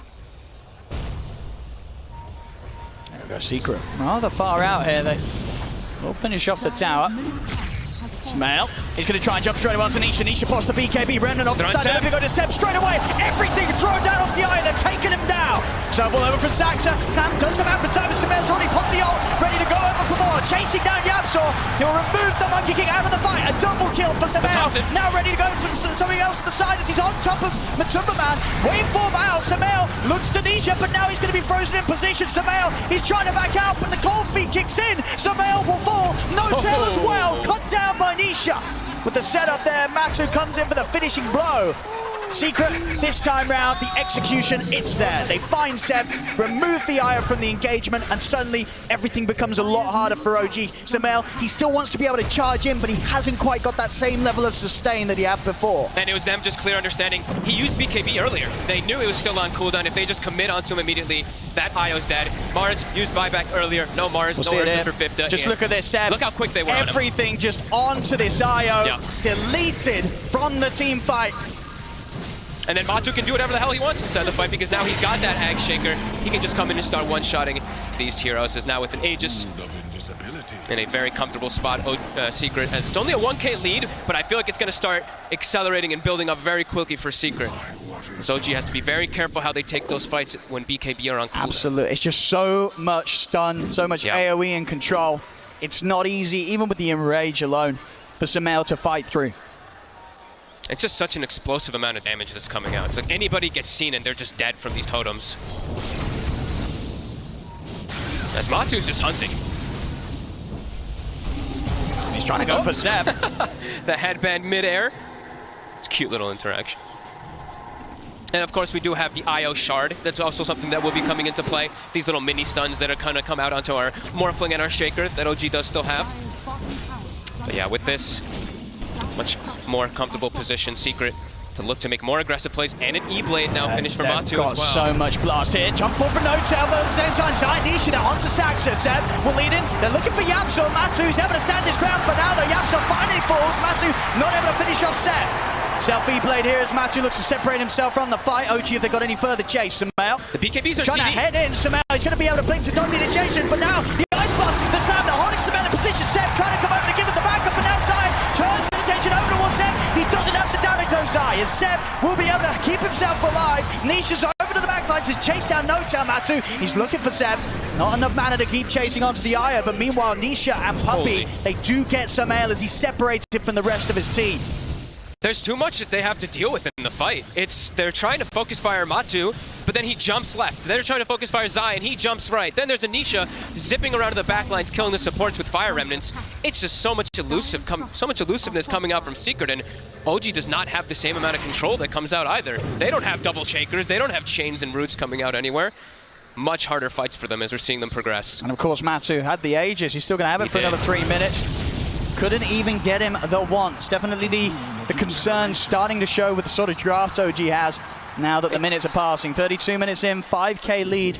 OG, they've got to look for some phenomenal maneuvers to get Secret knocked back down. They have the Hex on Thompson, so that'll at least allow them to hold one of those targets down and focus fire them. But yeah, as I was saying, it's just, there's so many things moving around. There's a Monkey King jumping, Ember Remnants. There's so much different chaos that Secret's causing in the fight. OG has to try to find a way to weather it.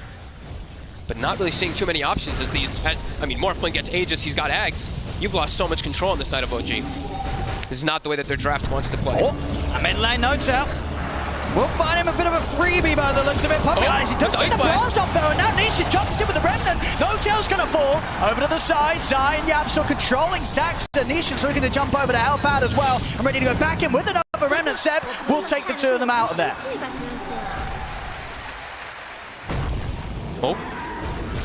Look at the Hex! They got the damage, Samael! He's in onto him, but they can't even finish him off the one. Still has that Aegis, jump back over to Thompson trying to run with the E-Blade combo, comes in. Thompson blown up. Samael possibly stays on top of Matumba Man, but that's that's only the once. He's going to be back for round 2, Matu. Nisha jumps in, control on his Seb. He can't get away. Good lord. This lineup is ridiculous. Once it's timing, I mean, OG is doing some great grabs of trying to get these pickoffs, but there's just too much control. They're too mobile. They're everywhere. I mean, it's effectively sort of 3 fishes as well. This boundless strike also coming in from Yapsor. Just so many lines of stun thrown straight through the heart of the team fight. Matu. Oh! They get the grab on him. They got enough damage. No, they haven't. In fact, Matu, he's going to look to turn. He wants to get aggressive. He's going to try and get in on them. He's got to be a little careful. Here's the backup he required. Zai jumps in. No tail to fall. They even look for Samuel, but a quick blink gets him away from the Fisher. Nice attempt there from OG, but Secret still in the area. Somehow, even though they were just bottom, as we've seen them just flying all over the place on the map, always seem to have the numbers. 12K gold lead. It's quickly swung into their advantage. It has quite a confident line there, just straight up into their favor. 91% on the win probability right now for Secret. There's just too much going on inside the fights. Too many things they have to focus on, while also trying to dodge AA blasts and keep the BKBs at a good timing so that they don't get clipped by it. It's not easy moving forward.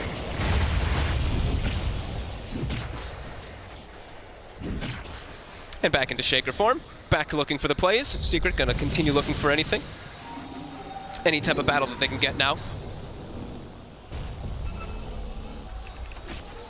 Yeah, really catching their stride. Lincoln's now on Nisha too, so that Hex that we saw, likely to get countered just because of that.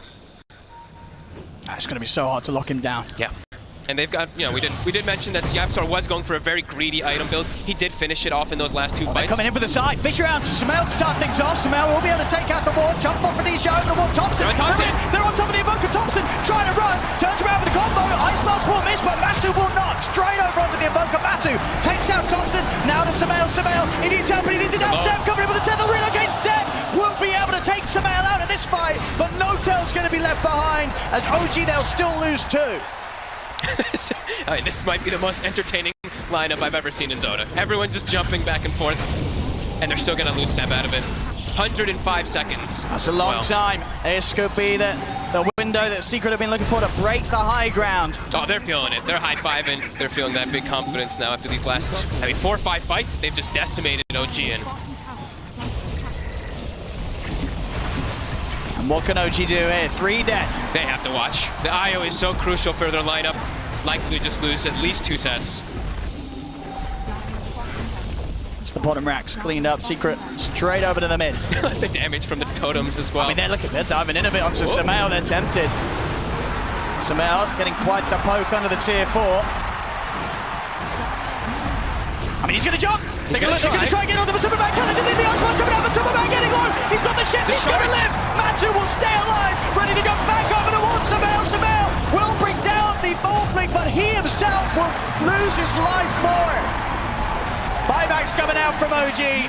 Same from Secret. Matu, he's had enough. He's ready to shut this one down as a second set of racks. They commit to kill them all. They do get him. I mean, it is in a position now. Matu dies again. The game might start to get a little bit interesting again. They still have 30 seconds without the IO, though. They might just be able to commit for the racks. It's a little bit risky, but potential that they could. And again, it's too many things they have to deal with in the fights. Like you said there, they full commit for the Morphling, but he's not the only problem by any means. It costs them so much. Nisha, 15, 3, and 20. Yeah, they're all so strong right now, Secret. Creeps aren't in the base, though. Those Forge Spirits in the mid lane. And to push him out. So that buyback, as you mentioned, might be a bit of a win condition here now for OG if they're able to find him. It's a very difficult one, but it is. Got to be careful. It is there. Yeah. Matu's got to be more cautious with his positioning. Oh, look at that. A DD rune. Look at this nice damage on our Morphling. He hasn't even popped the DD yet, but nice little 1,300. Actually more, 1,500. I mean, also knowing that Roshan should be up rather soon again here, so something that is going to offset that risk of Matu using the buyback to get straight back in action. And finding some big neutral items as well. Timeless Relic picked up on the side of Secret. Oh my goodness, yeah, give it to these Shakers and the stuns. Or the Ember Spirit. I mean, I'm fine with that. That's too. true. He's pretty good with That's it. a lot of damage. OG. Samel. He's found Puppy. He's trying to get in. We'll get pushed back. Saxa closes in the Ice Blast. Over inside. Jumps in with the Sand. Samel got the BKB off in time though. As he turns towards the Shaker, takes him out. Matu trying to find No Tail. Wavefall over to the side. Seb bringing Samel out to the side for now. We'll see the jump on Matu. He's staying on top of Samel. There's the hit. Slams out Samel. Samel hits the deck out for 2 minutes on the Ursa. Look at that damage. Over 1,800 damage on our Morphling. That's a big number. He just smacks Sumail, and now Sam returns as well to his death. And now 3 dead, no buybacks on OG. Secret with the 4 of them up, they can look to run down mid. Thompson, he showed himself for a second, but whoop, whoop. We'll slip away. He's trying to create distraction, sort of push them away from the base, but Secret, they are definitely going to have their eyes on the Megas, and maybe even more. To have buybacks available on No-Tail and Saxa, but 90 seconds no Sumail, a minute without Seb.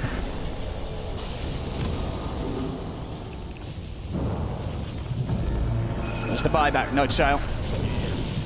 Can they buy any time for their 2 cores to get back up? It's got to be so scary for Thompson. I mean, Saxa, he's going to get a jump in. They are able to get the spear off. Do they have the damage? Sunstrike coming down, but he's in there with the Remnants Matthew. He's got too much HP. They can't burst through it. Buyback comes out from Thompson, but Saxa will fall. Also, with his buyback, looking to try and hold with just the 2 of them. The Secret, the damage is being done. The top racks are gone. The Mega Creeps will be out, and the jump over to Saxa. As soon as he's back in, he's back out again. Remnant over to Thompson. Thompson goes down. Everybody dead on OG as Secret now close it up. GG is called, and Team Secret will take game 1 of this best of 3. They went for the strong scaling lineup, but saying that does take away a little bit of how much they're still able to fight in the early game. We see OG trying relentlessly to battle into them, but Secret still has good team fight with this double shaker, even before those big levels come out for everybody. And YapzOr's greedy build does pay off with that Scotty later on, and OG, they try to run into it, but a couple too many deaths, especially on Thompson. He ends 4-11, trying to be that support kind of style invoker, but does end up hurting them versus this Secret draft. Yeah, slowed down big time for him. And Sumail, trying his best. 14, 5, and 6, not a bad KDA, but everything else just falling a little too much around him, as Secret are able to cruise through in this late game and secure this game 40 minutes in. Game 1, ladies and gentlemen, goes to Team Secret. Thank you very much, OD Pixel and Fog, for the cast of an amazing match. This puts Team Secret at 1-0. And you know what that means? If they win this next game, OG goes down to the lower bracket for the first time in 3 TIs. That is whoa. Whoa. What an insane game. What an insane start of the day. First from the Spirits match and now into OG versus Secret. The quality of Dota, the way these 2 teams played, the chaos that OG did manage to siphon Secret into, but they just waited their timings, right? They got to those timings, and the moment you have Aghanims on Ember Spirit, Shaker Morph combo, everything changes. I think specifically the itemization coming out of Team Secret was really interesting and cool to look at. Like YapzOr, he rushed a Scotty on a support Monkey King because he had no way to kite Ursa at all. And then all of a sudden, you have 4 of Team Secret's heroes with some sort of jump mobility. Morphling, Ember, Monkey King, Earthshaker, all going for the mobility abilities. And Sumail, he was destroying the game beyond godlike, but at the end of the day, he just couldn't output enough damage. Yeah, I think the one fight where it was like the perfect timing in so many ways, where they had the Morph plus Shaker timing. I think they also had the Ember Ags at that exact point as well. And then in that fight, they finally were able to jump and focus Seb on the IO, who I believe had used BKB in the previous fight. And then after that point, it was just like... That was around the pit, right? Yeah, that was the fight. Right around the pit. And then for the rest of the game, it just looked like hugely Secret favored. And I do want to give a shout out to Nisha on Ember Spirit. The amount of times that he frame perfect dodged a spear or something like that into killing 2 heroes. Yeah.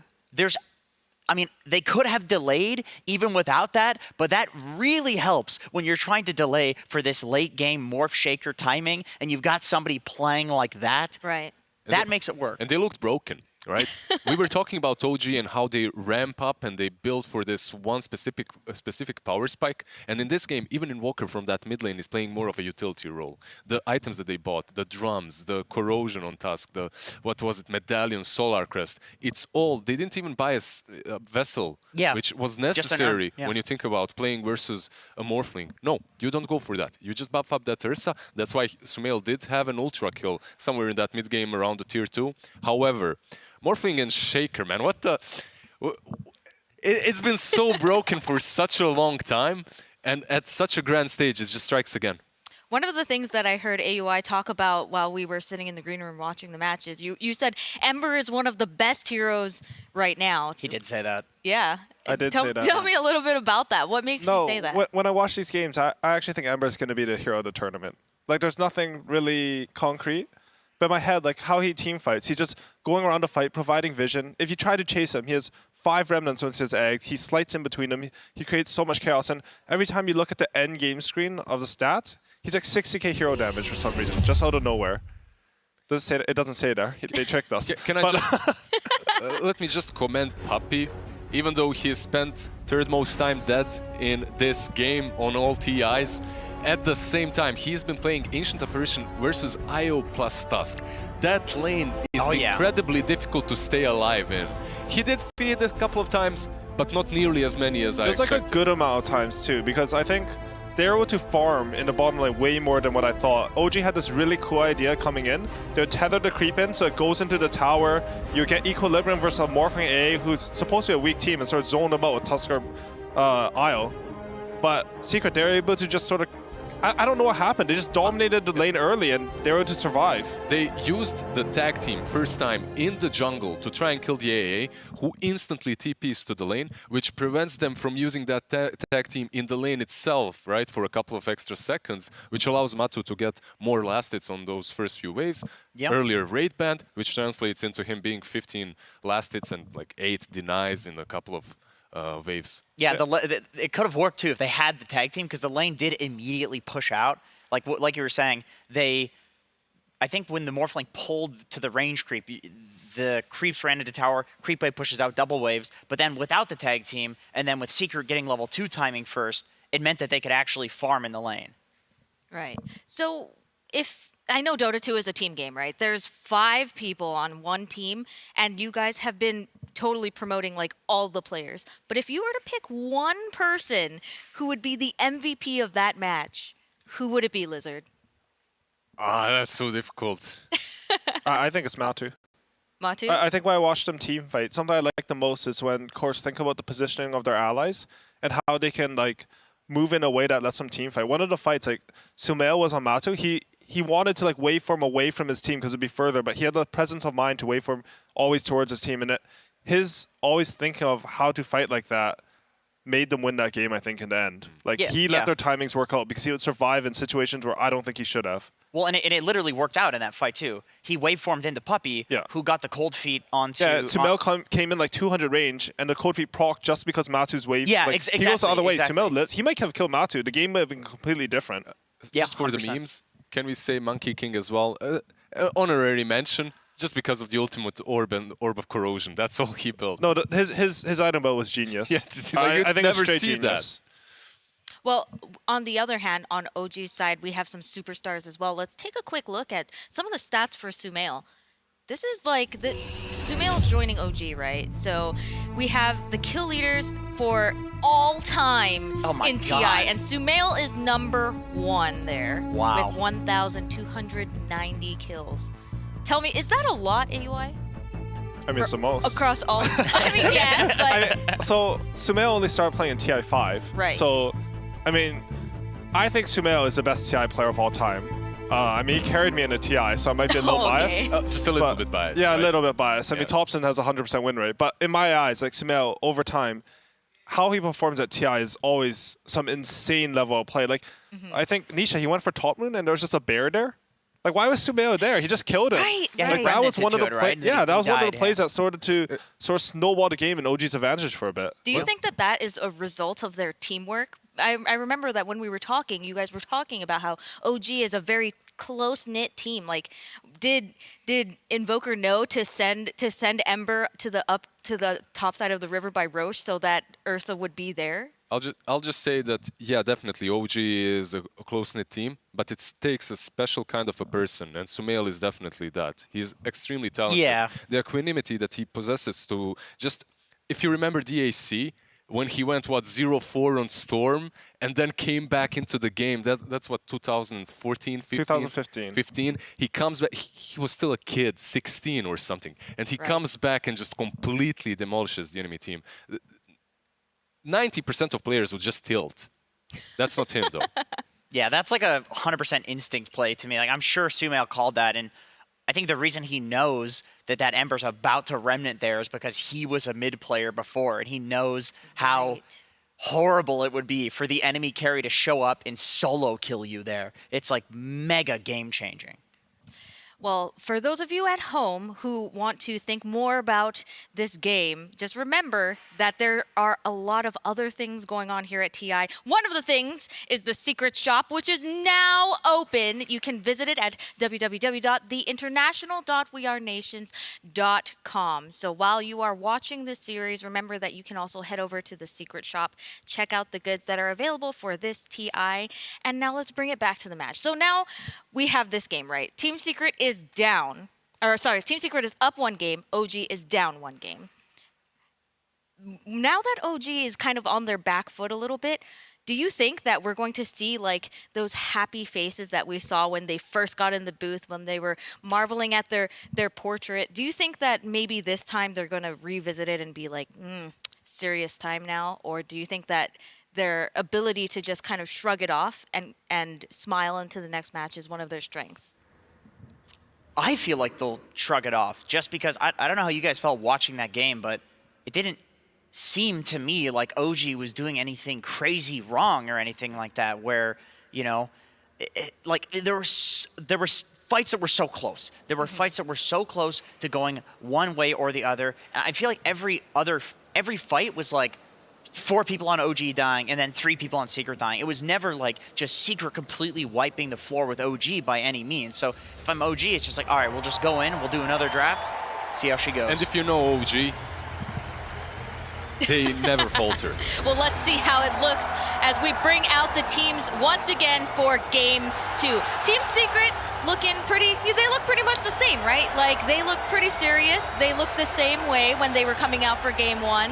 OG, on the other hand, still looking like pretty upbeat, you know, hopping up the stairs.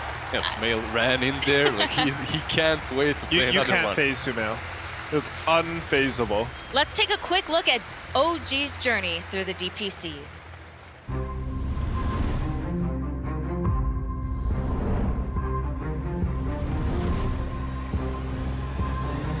I was a key. This Viper has to show up to all of these tower fights. Viper's in. Topson able to dodge the rolling boulder in time. Connection will still be on to No Tail, but the ult is pop. TP heading over from Fada. Topson continue to make some big hits here with the DD rune. As 33, he'll pull. He's out of action. The Maledict though, and this poison damage killing Topson. Topson's probably going to pop here. Off to the side, Saxon comes in with the stun. 9 trapped in by the Sprout. Topson is still alive. He did indeed avoid that final bit of damage with the timing of the Remnant movement, making sure that tick came in whilst he was invulnerable. I think in the first tick, he also dodged a little bit of as well when he did like the mini fire remnant, and then he saves. That was a sick play by Topson, keeping him alive. Very like 90% sure he dies to that mountain. Absolutely.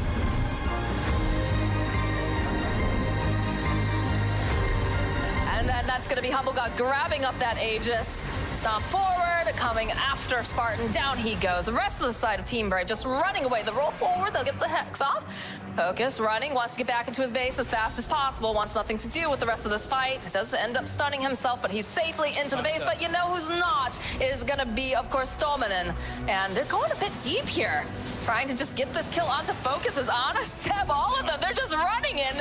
Focus, is he going to make it out alive? Yes, they managed to go and keep him in, but it's not looking great here for SSA Spartan. He's trying to run. Wish is going to go down, though, as Spartan manages to get himself back. And oh my God, Ana, he wanted the fountain dive, and he's still alive.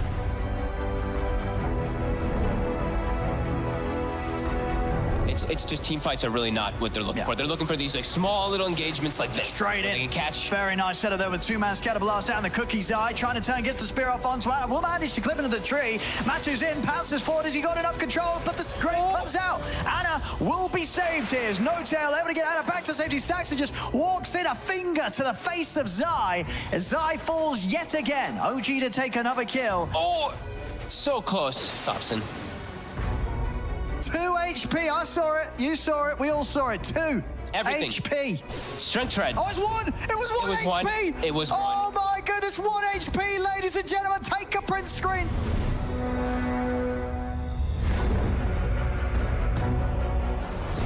What is going on with the hammer there? The egg comes out. You can see the shard is already picked up by him. And ILTW with the meta focusing on Topsy. He's going to be able to get it as the egg goes off as well. Nice impale from Soxa, but a big epicenter onto 2. Down goes ILTW. A huge initiation from Seb. And that's going to cost them 3 and make it 4 with KuroKy dropping to the deck. And this is likely to be a full team wipe if they're able to get Miracle here. Seb is actually going to stay alive throughout all of this. What a crazy counter initiation, turning into an ultra kill for Sumail.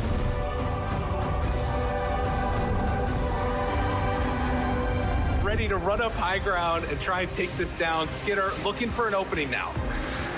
Get the meld out, 9, Winner's Curse, hoping to do something. The buyback comes from the Tidehunter. Arrow afterwards, but the BKB didn't get it out in time. Skitter, BKB runs forward, tries to bring down this Nyx assassin. It is not going to happen. Jump forward, there's the stun that they need. They take down Skitter, he buys back now. They keep on chasing it on this one. Thompson trying to find 9, he gets him. It's a godlike spree. They can't get anything. As one by one, all of Tundra falls. OG doesn't even die, and GG is called. OG are going back to TI to defend their title.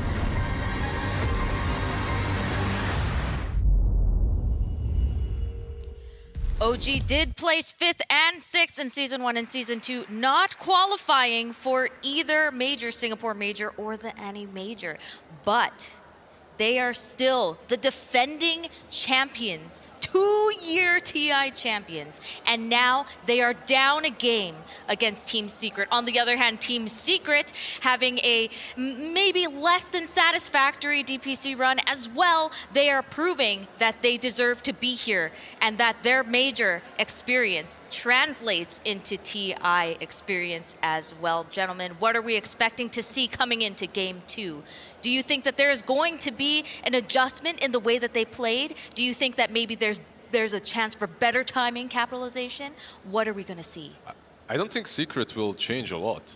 Like if you listen to Puppy and how he thinks about this game, he always says the same thing. If you are correct, you win. If you're wrong, you lose. That's it. I believe he believes that he's correct at the moment, and the first game definitely did show that. They played on their brand. We were talking about them being this wall in which they're trying to defend until they hit their timings. They were successful in Game 1. Yeah, and I don't think OG, they really should feel like they have to switch anything either. I think OG in particular are good at identifying what they did wrong in a game maybe, and just making like slight adjustments to that. Like last game, maybe they fought one time before they had mech, and they could have snowballed the game earlier. Yeah. Stuff like that. I think, like, they don't look like they're phased at all, to be honest, OG. I don't think they will be coming into this game. So you think that basically the teams, the strategies themselves are perfectly fine, but maybe there's just, is there a change in draft? Do you think there might be a change in draft? Less draft adjustment and more like a little bit more mentality adjustment. How so? I mean, I think OG, I don't know if it's losing the crowd, but I feel like maybe the 2-time champion maybe add a little bit of pressure. Like more than I thought it would affect them that game. But there was something a little bit off with how they played. Usually they take risks, but they don't start making the big fights until they have the real big timing. And I don't think that was quite their last game. Not the usual OG. Do you think that comes back down to them maybe not having as much fun when it comes to Jerax and how much fun he brought to the team and tiny airlines and everything? I don't know. These things, they do relieve the pressure off of you, right? You know, it is true. You know, you watch True Sight, it does seem true, but I feel like Sumail and Ana, very similar players. All right, well, let's get it started. OG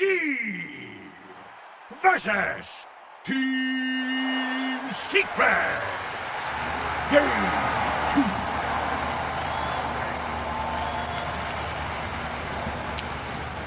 Hello and welcome back to the most equal draft panel. We're ready for Game 2 between OG and Team Secret. Let's see what the draft brings for us today. My name is Mr. Avo Plus. Joining me is Effie and Syndrin. Effie, can you tell me a bit of your closing thoughts about last game in the draft? Did you feel like it was what you'd expect considering those drafts? That game was incredibly action-packed, which is definitely what we expected looking at it. But as it progressed, something really stood out to me with OG's draft that I didn't consider earlier, which was, if you take a look at their cores, they had a Diffusal Blade Ursa, they had a Quaswex Invoker, and they had an offlane IO. So their wave clear was lacking, and even though they had no wave clear, they were making these aggressive plays into Secret's triangle over and over and over again. And they did overpower them a few times, and it looked really good for them. But this issue made it so that Secret always had a way back into the game. So going into this draft, I would like to see a little bit more shove coming out of OG. Would you agree with that sentiment? Yeah, I definitely think it played a relatively big part in that game. Like, obviously, the whole wave clear problem becomes more prevalent when they actually have their advantage and they have the Aegis, right? That's when you want to push in all the lanes and then have this firm iron grip on the map, but they never really were able to maintain that. Also because they never really convincingly crushed a fight. Like, most of them were pretty close. Like, even if OG came out with 1 or 2 kill advantage, they'd used all the resources they kind of needed to reset anyway. So I agree. I think a bit more wave clear would definitely go a long way here for OG. So far, so good with Titan first pick. Can act as a decent wave clear as a support. Even if you don't get the CS, at least you deal with the wave pretty effectively. You're good at defending towers as well, so you prevent getting yourselves at a map disadvantage. And, well, before we look too much more at the picks, I just want to say about the bans, really interesting dynamic here that this time around OG, they banned the AA, and therefore this time Secret will ban out the IO. And OG actually ignoring Monkey King as a potential first pick here. They could get it now if they wanted to. We see Enchantress actually as one of the first picks for Team Secret. Very, actually almost not picked hero. Effie, can you tell me what the thought process is here? Is it just to debuff the Elder Titan? So Enchantress was a hero that was incredibly popular earlier, but she fell off because every time she's strong, she gets nerfed over and over again. But the most recent nerf is just her cast range, and Enchant was really bad, with a lot of neutrals being nerfed as well as a result of the strength of HOD and things like that. But Enchantress functions similarly to Ogre, actually, in that she's an incredibly tanky support, and Puppy does like to play heroes like this, right?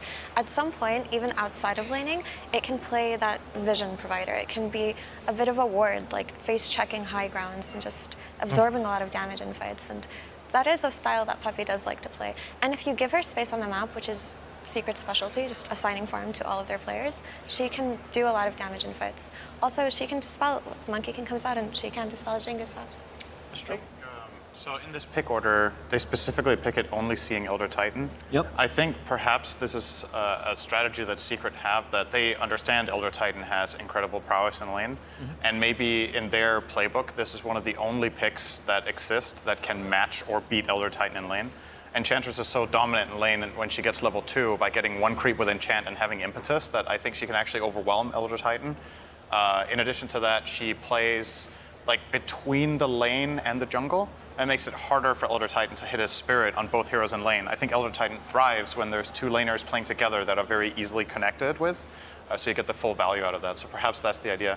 Like, I don't see any other real justification for it, except if they're just trying to surprise OG here, just because, like Effie said, this hero isn't very popular, it isn't widely regarded as very strong, and usually when Secret pick it, it is to win a lane, so that has to be the logic here. That's a very good point, and I wonder if this Magnus pick was something that Secret were planning for going into this draft, or if they just took it away from OG, because the success that they had with the ET and Magnus combination in group stage was actually absurd. They came back from this ridiculous game versus IG where they were losing. They lost 5 fights in a row. We thought that perhaps that could have been the end for them, but there was this empowered ET just whacking away with his natural order on top of an RP, and it was just incredibly strong. So I'm just curious where they're headed with this Magnus, if they're going to play around it as a pseudo carry, or if it's just going to be buffing another hero on their team. So seeing OG's first 2, do we think Elder Titan is somewhat assigned yet, or? Because OG is one of the teams that like playing it off lane the most, right? But they also do play it on no-tail. I think it's one of those 2 most likely for the team playing it. Don't really see it that even Sox has played it actually a couple of games here. So it's 3-4-5. When they pick it together with Monkey King, no, it's just completely open, isn't it? Yep. ET could be 3-4-5, Monkey King could be 2-4, and technically one has Sumail played Monkey this event?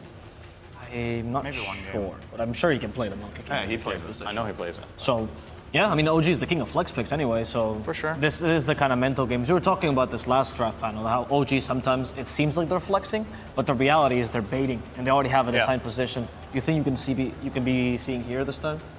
I think it's less clear here what the bait exactly would be, because I think, for example, with the Mars one, it's less common for it to be played 5. Yeah. Like Secret might have had it in the back of their minds last game, but here it's way more, like, quote unquote obvious if Elder Titan goes 3, 4, 5. Like the bait here would be if Elder Titan is mid, right? Or carry, but I would be very surprised to see it. I would love it, but I don't think that's what we're going to get. So less of a bait, more flex probably in this scenario. Thompson did it once against a meeple, but that's a very specific situation to do it against. Very specific. Effie, I'd like to ask you, are there any bans that really stand out to you out of the second ban phase that you'd like to point out? I think banning Shaker was the correct choice because just leaving it open with the starter they had with the melee heroes and just not kind of accounting for a potential morphling was a mistake. And they got it out from the very beginning, so that's just a respect ban straight up, right? And it takes away issues that they may have with the ET and the Monkey King.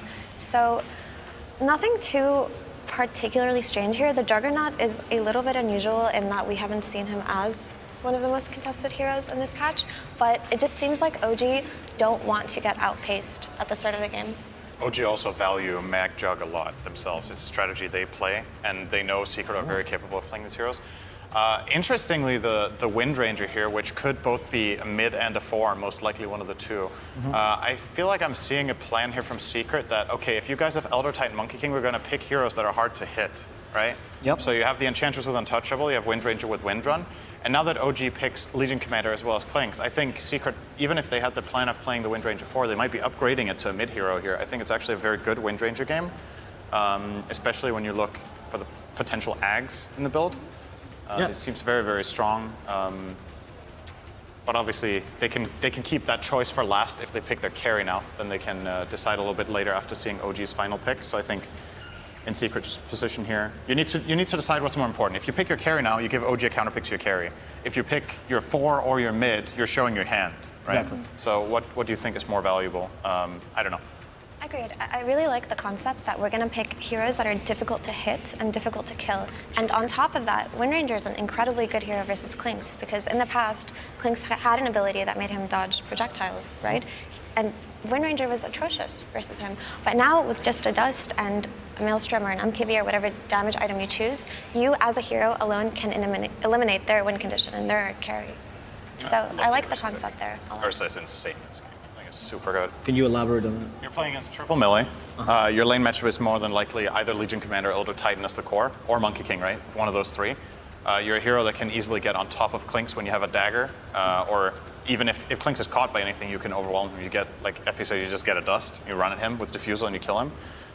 So it's set up for a good laning stage, good hero matchups, and you have Empower, and you're good 1v1 against all of the 3 cores that we're assuming OG have shown here. I think this Ursa pick is just phenomenal. It's pretty rare that in this tournament that I've seen a game that looks so good for Ursa. I think this is a better Ursa game than OG's was last one. Yeah, and something that I would like to comment on regarding the Ursa pick, which makes it very nice, is when I saw this Clinks pick, I was like, okay, typical Sumail Clinks, right? The way he has been playing it throughout group stage is he even skips boots. Doesn't go brown boots, rushes the Maelstrom and sits in the triangle for a while. So typically when something like that happens, you as an enemy, you have to deal with it, right? And there is no better hero for early triangle invasions than a Diffusal Blade Ursa who has a good start. And for all the reasons that Cinder had mentioned, Ursa should have a good game. So they do have the ability to attack early on, which is really important when you play versus Clinks. You're very right, and actually, to add on the Clinks point that you're making, the way they actually played it as well is to try to steal enemy stacks as well and close out their map, which tends to not work against early timings or carries with early timings, much like the Ursa. So, very good point here. And on Cinder's point on the Ursa, let's not forget, Secret's actually one of the teams that highly value the Ursa in this tournament. So they think it's a carry that's like pretty solid, and as you say, this is a good Ursa game. They might just be carrying the game along with this hero. Yeah, that's added value basically. Like we're talking about it from a theoretical perspective of just how good it is against the matchup, but I think it's also about comfort, right? I think maybe Matumbaman's the best player in the world in this hero, so definitely not.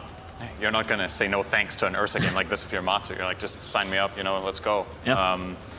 I'm trying to think about what the final pick both teams will be looking for here is. So Secret probably, I think they will upgrade the Wind Ranger to mid here. If they do that, we're probably looking at a last pick 4 for YapzOr that is ideally ranged if they're playing offlane mag on Zai. Correct me if I'm wrong, I think they've only played that on Zai, actually, the Magnus this tournament. I do believe so. We had a phase when Magnus was a true flex pick where it was being played 1, 2, 4, and 5, I think, for a little bit, and 3, all 5 roles. Yeah, in all one 5 patch. roles. Yeah. And I think after some of the changes to Empower, that got less appealing to play the just flat out support mag because the Empower wasn't as good on allies anymore. So more than likely, preferably putting that in a core role. OG are going to show their final hero here. It's going to be the Hoodwink. Could be a Topson Hoodwink. Probably is. Yep. Safe lane Klings, mid Hoodwink, Legion Commander, offlane, and then support ET Monkey King. Their lanes are pretty good. Or honestly, the Legion, the Monkey, and the Elder, they could be flexed either way because we've seen a lot of Legion 5 from Legion them. 5. And as you said, Seb loves the Elder Titan as well, and he plays the Monkey King in the offlane as well. Yeah, maybe you downgrade Legion just because the Ursa matchup's so bad. But again, for me, the problem is I think any hero you put offlane here, if it's a melee, loses the lane to Ursa Eng. I just don't think you're likely to win there. And my issue with the idea of downgrading the Legion is that then OG would just have no clear way to take the fight because there's no hero that will start it for them really, except the Blink Dagger I'll see later. Yep. So I'm just not fond of that idea. Okay. So what are you thinking here for last pick for Secret? They have a lot of time. Is Ember still in the pool? Because they could, we could still see the Wind Ranger 4. I don't think Ember is bad here. There's a lot of kiteable heroes. It's a comfort. Like you pointed out, there's the duel you could have to worry about, but aside from that, I think Ember kind of has a free game. It's hard to land a Hoodwink combo on Ember. Oh, he is banned? Yeah, okay, I can't see. Oh, that's Could we see another Spirit? Oh no, Storm has been banned too. Void Spirit's the only one in the pool. Yeah. Doesn't seem so appealing. I still like Wind Ranger 2, to be honest. That's actually the strategy Beast Coast has been figured out to deal with Monkey King as well. They were running Chris Luck on the Wind Ranger, running her mid, and just, as you said, can't be hit. I think it's good. What are your thoughts on the last pick, Effie? So I'm thinking about player preference here because that's what it'll come down to. Because on paper, this Wind Ranger would be really good mid, but maybe at this point and why it's taking them so long to pick this last hero is that they're just asking, do you want this or not? And what else do you want? Isn't Wyvern really good here? Oh, a Tinker. That is not what I expected at all. Okay, exciting. Neither did I, but doesn't that throw back to the idea that try to hit us? Yeah, it's more miss. Yeah. It's a blind. What do you think of that Tinker matchup in the mid lane now? Assuming he's against the He is against Hoodwink. I don't know, I feel like it's just a wash. It's not a matchup I think I've ever seen before. Okay. But just from a theoretical standpoint, I think both heroes just farm. Final points I feel like to hear. Final point. On paper, I do think Hoodwink is a hero that is quite good at catching out Tinker because she can just scurry through the trees and find him and get him there. But if Tinker has a good game, I see Secret overwhelming OG here. And for you, Cinder? Yeah, pretty much. I like Secret's late game prospects here. They have an empowered carry, they have Tinker. Late game Tinker in this patch seems insane in some games. And outside of the catch on the Hoodwink, especially now that the Legion Commander is being revealed as a position 5, played by No-Tail here, I think Nisha needs to mainly pay attention to playing around trees because of Monkey King. But if let's say Secret set the stage for a fight somewhere that isn't massively surrounded by trees or they have vision in the area, I think Tinker can just shine in a game like this. So I do like them. Final point? My only issue is this Enchantress seems kind of out of place in this draft, and she can die so easily to all of these heroes. So this is the wonky hero that I need to see. Well, we have to throw it away because the man in the sidelines there is waiting for us. And as he likes to say, keep it PMA. So take it away, BSJ. Thank you, Avo. As this game, I'd actually like to highlight the carries as both teams started the draft with what I like to call carry griefers. As Saksa on the Elder Titan, the natural order, it makes it very hard to pick a carry that can be durable because it removes all of your armor. But Ursa with the damage reduction is a great response because even though you have no armor, you're still taking 80% less damage. And on the other side, the two supports for Secret are Enchantress with the Untouchable and Windrunner with the Wind Run, two heroes that are almost impossible to right-click with any carry, so they elect to go for Klinks, whose Burning Barrage is a right-click based spell that cannot miss. And then on top of that, they like to go for the Hoodwink, whose Acorn Shot is another right-click base spell that cannot miss. And since the Ursa is now dealing with 2 ranged cores that he's going to have a tough time locking onto, he no longer has the damage responsibility because they wrapped it up with Tinker. So without further ado, I'm going to pass it off to the casters OD Pixel and Fogged. Thank you very much, Brian. Yes, game 2 ready to roll here with OG and Secret. Fogged, what are your initial reactions looking at these drafts? Are we seeing sort of a similar timing approach from both sides? Is it, again, OG trying to play fast and early and Secret more than happy to take it late and scale on? Feels a little bit different. I think OG's looking for more of a later scaling this time around, but that's not to say that Secret doesn't have a very strong scaling lineup either. I think it's very different state than we have seen from the last one, just a head-to-head kind of thing.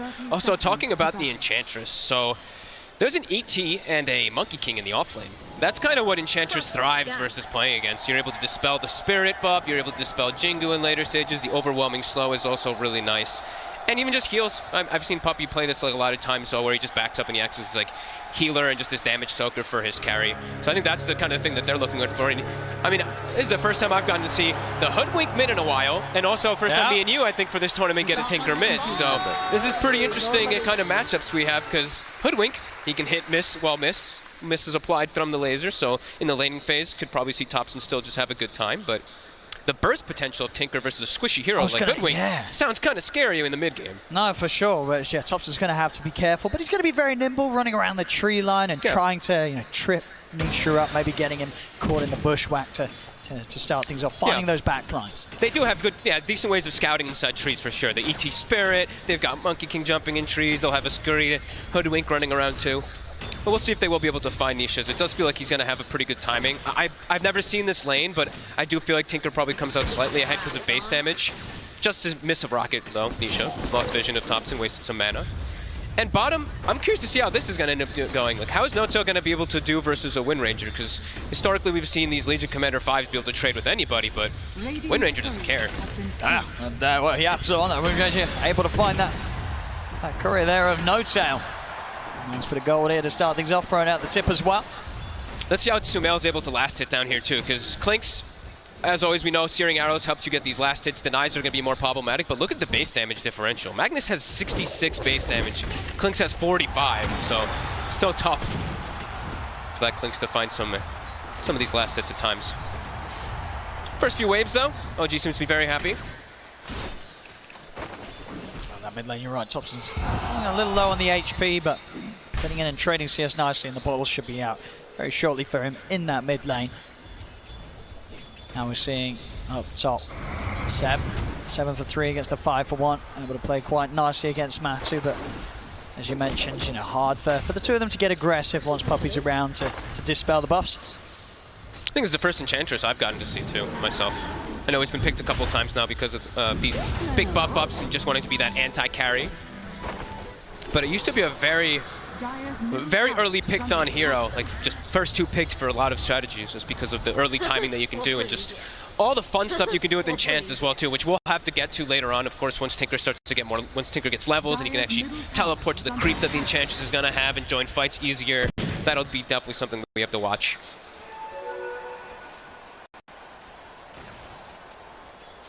Topson. Okay, it's got the bottle right now. Coming in the courier. Yeah, Nisha stepping up, but indeed Topson. Very, very low. Zap to keep him away from the wave, but he's starting to struggle a bit in the lane, but I mean, Nisha's not really doing incredible either. Both of them are just messing with each other so much.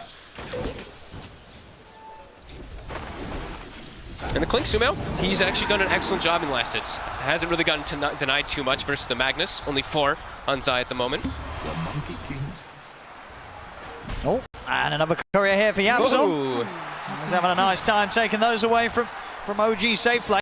Is he going to be able to, I mean, if he's able to find another one too, that'd be pretty huge, as No-Tails just did come in, and they really need those couriers. Yeah, they've got to be a bit more careful. Yeah. Too much gold being given up. No-Tail will get a nice pull-off, though. Saxa. He's going to get the stomp off, but Puppey able to keep off to the side. The bouncer strike will hold the back. He tries to tap, but Seb's got the damage, gets the kill. Will die in return. Puppey able to finish him off with the impetus. Get the trade up top. That level 2 Jingu. I don't think they expected it to do that much bonus damage, but did decide to put the secondary point in it there on Seb. He had, what, 9 stacks of Fury swipes, I believe, on him, too. Yeah, those last few hits took his HP off completely. One hit back and forth between each other, and it would have just... One more Ursa hit and would have been a kill on the Monkey King before that, but... Seb able to hold the wave, too, so he's pretty much missed out nothing after that death. He's going to have 2 range creeps pushing in. Fortunate for him.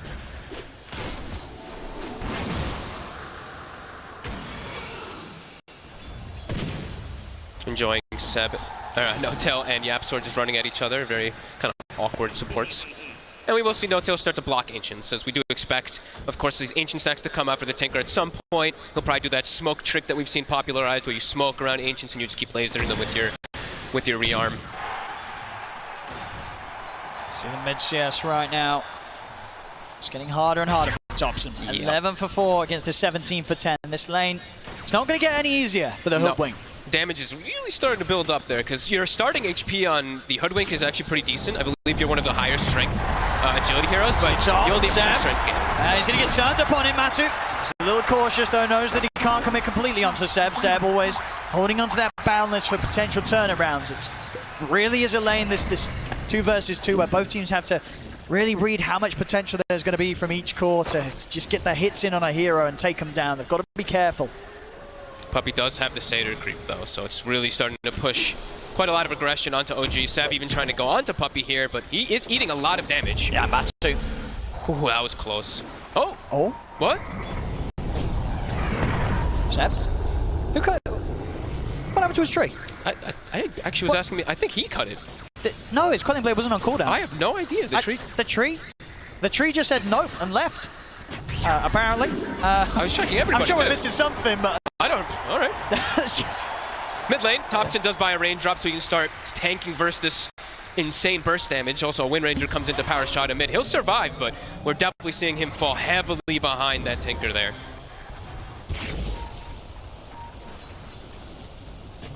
I have no idea what happened to the trio. I checked multiple. I checked all the tangos. I was gonna say the tangos. I don't know. Thompson going checking the rune. He's got Sox up, but there's more backup for Secret. Oh, he's looking pretty dead here, Saxa. Oh, maybe with the stick charges. Oh, nice little 360 and a turnaround here. Saxa, he's still on the run. Yapsor will get it. See if Seb can get the trade in. Boundless Strike comes crashing down. Wim runs up with the second of Yapsor. He's going to be able to run. He's out. Nothing else for OG to throw out his way. As Yapsor gets in, Bounty Rune picked up, and he gets away. Lane's starting to get pretty disastrous too. Only the 2K Lynx lead is already. now starting to have a good time. 2K lead. Thompson is 1,000 gold behind the Tinker already at this point, and Tinker overall does farm quite a lot faster, especially with that new lasering onto those Ancient shirts blocked, as we mentioned. But see what he's going to be able to do on this unorthodox mid hero as the Hoodwink.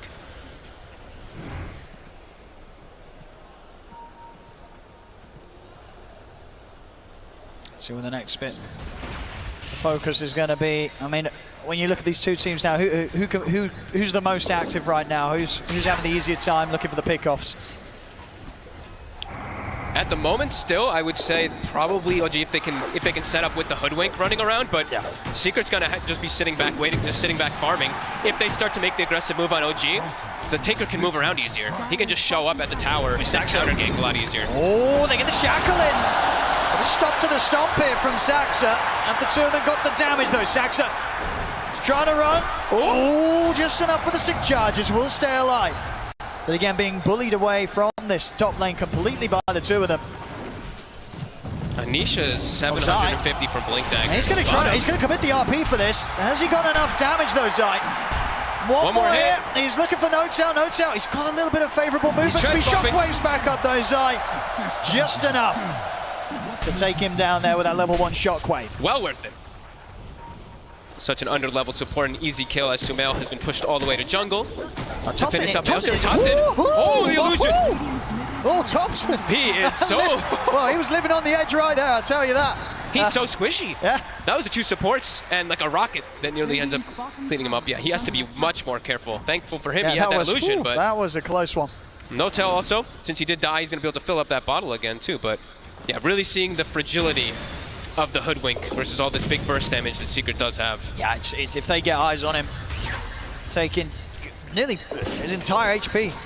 out at the start of any sort of fight, Thompson's going to have to be the one to get the jump on them. For most of the game, or for most of this early game, unless he buys some HP items, a laser, a rocket, and a power shot is pretty much going to kill him. So he's picked up the treads. We've seen that from Thompson before in the past, mostly in his pub game because he's mostly played that hoodwink in the pubs. But this is usually what he goes for, so treads just so valuable. But 3K gold lead already for Secret. Yeah, this is pretty huge. Is trying to sneak into the Roche. He messed up. He actually did not get the hop over. And there was a Radiant scan that did catch Secret walking in here. Okay, so Seb in the neighborhood. But look at that's scary when two heroes can just walk into pit. A Medallion, Enchantress, plus an Ursa will easily sneak that one. Yeah. So now OG's just got to keep a hero in the area the entire time now, just in case. Yeah, they cannot let Secret take this away from them as early as they can here with this Ursa. And already a blink now on Nisha, Magnus free farming as well bottom. A very good start for Secret. With a lineup that scales quite heavily with that empowered Ursa as well. Maxed out, of course, here by Zai. Yep. And still finding kill. And still looking to be aggressive. Oh, and he is. Zai showing his dominance down here, and again, the attention is split around. OG, they still sort of have 4 around this area top, but this time around, Secret's getting a bit more time in the pit. Sumail is getting space to farm a quad ancient stack, which he does need. They're going to try and get in it. Now drop the ult, but Secret, they'll step outside. And now Nisha's in the neighborhood as well. Roshan under half HP. Secret, they really want to get in and finish this. Zai's also turned up. Secret turning up in full force to try and get this Roshan finished off. OG, what can they do about this?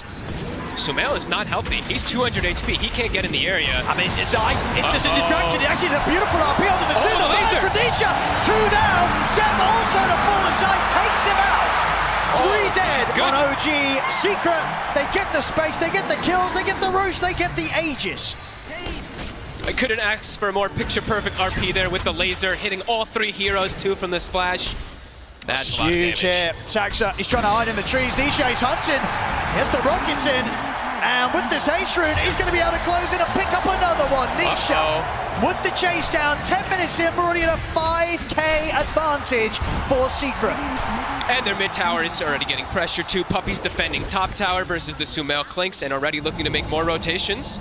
Nisha does head toward top. He's looking for Sumail a little bit perhaps, but just goes to neutrals. Yeah, it's going to be a lot on Sumail's shoulders this game. He is top net worth right now. He has got to carry this so hard for OG after a struggling early game. And it is not going to be, does not look like the easiest one for him either, with so many heroes that can just collapse on top of him with such an early blink dagger on Tinker. Clinks, sure, your HP pool gets better and better as you do get the death pack levels, but early on, even with level 1 death pack, 1390 HP, like he's killable. Just a little bit of a tease onto Zebit, nothing else to come his way. And OG, they're going to try and hit with a smoke. They need to get something going their way. They've got the level 6 on the ET, so they've got Splitter online. They've got the level 8 on Hoodwink. They've also got Duel. Let's see what they can find, because it's into this Aegis of Secret. Seb. He's going to try and start things, but Matu. Punch back into him, Zaxic. Getting the spirit out. Not even quite able to get the Jingu up here. Matu's got the speed to stay out of the range of Seb. RP's back up in 20 as well. So it's not going to be an easy tower to hold for OG. They are going to try. Opening onto Zai, but Zai is tanky as the Magnus. The Shackle, it'll connect. As OG, they've got no tail in trouble here. Drag back, taken out Seb, will put the whip up with the boundless strike. He misses. Zai's able to retreat. Matu just closes in onto the monkey kick, chasing down Seb. Seb will get away. Zai still alive. The splitter from Saxa does finish him, but it costs Saxa his life. And Secret, they're ready to dive in behind the tower here. Thompson and Sumail, they've got to hide. The dust, it catches Sumail. Sumail will stay hidden in the trees. He can't show his face. And he just came down here. No TP to get out of this area of the map, Sumail. He is stuck down here, so for all his farm that he's had, it will slow down a little bit. OG bringing all 5 heroes and still only getting a small kill onto the Magnus and still going to lose the tower there. And now for the next play, Magnus, he's got RP up. He's about to have Blink Dagger too, so Secret, they're going to look to hit right back. Absolutely. And it's just been such a slow game here for Seb and Thompson. I mean, Puppy is just about 300 gold away from overtaking the farmer, Thompson. Oh boy, yeah, that is a huge concern. Nisha's also halfway to Aghanims already too, so that burst damage that we're talking about increases even more in potential. That HP reduction that will be coming out. This is problematic. They need to find a way to stabilize the game, but it's not easy because of how much of a lead Secret got off of the laning phase, getting Aegis too. They're just hitting towers. Radiant structures are We'll be able to eat the creep. Stop that push. Well, everybody on Secret's farming. Especially Puppey, of course, as he pretty much has Solar Crest done too. So now Matu, he's got steroids on his team. He's got the Empower, he's got this Solar Crest too. Clinks has a steroid, but it's going to be coming from like press the attack, which isn't really traditionally the greatest for him because he wants more about that raw damage rather than attack speed, since most of his is going to be coming from the barrage. At least he has the ET Aura that will be coming out for him later, but they have good heroes versus ET Aura. Nice Notail. He's looking pretty dead up here. Same time as well, they find Saxa around the mid. They're running away with this game. They are rolling over OG right now. Another one too, Seb. Oh my goodness, that was close. That was very, very There's close here, Matu. He's going to get him. He's going to get him. Another one here for the Timberman. And they're starting to invade Triangle as well already because they took that mid tower. They're taking so much. The place where Clinks needs in the game is now denied from him. As Zai will be able to farm that one up and setting up for another tower. 40 seconds still left on this Aegis. Just feels like OG can't do anything right now. And they just need time for the Clinks, but even when he gets time, is he going to be able to survive this onslaught? These heroes that all get on his face. I mean, what is the recovery plan for OG? Is he going to get to the point where they just have to sort of continue to make space for Sumail, look for the high ground hold? I mean, is there any item that any of them are close towards that could set them up to make a play out on the map into Secret? Not particularly, because this time around they didn't pick, they don't have that traditional initiator from the offlane. Their initiator is going to be coming from nothing really, right? It's going to be the Monkey King hiding inside the tree lines, perhaps getting a Wukong. And he's struggling to hide it. He's being found every time. Seb again in the mid. They've got him. Another catch from Zai. They'll try for the duel here, but that's going to be a plus there to Puppey. Puppey walking away here with that bonus damage. I think they're just going to have to wait for Secret to play over-aggressive and just hope for some type of stomp from Soxa with a splitter, because right now they have no real plays that they can make versus Secret. Secret has full control of the map, triple blink daggers on the core, so they're much more mobile. It's really limited right now for OG what they can do and what they can find. And they're under vision constantly, Secret's not slowing down, and they're still keeping up that farm pace. Sumail still has yet to die. He is. He's holding on here for the squad. But is he going to be able to do anything when he does join the fights versus these bruisers that get on him? As I say, if he's able to carry this is going to be carrying a game on extremely hard mode right now with the lead that Secret has against OG.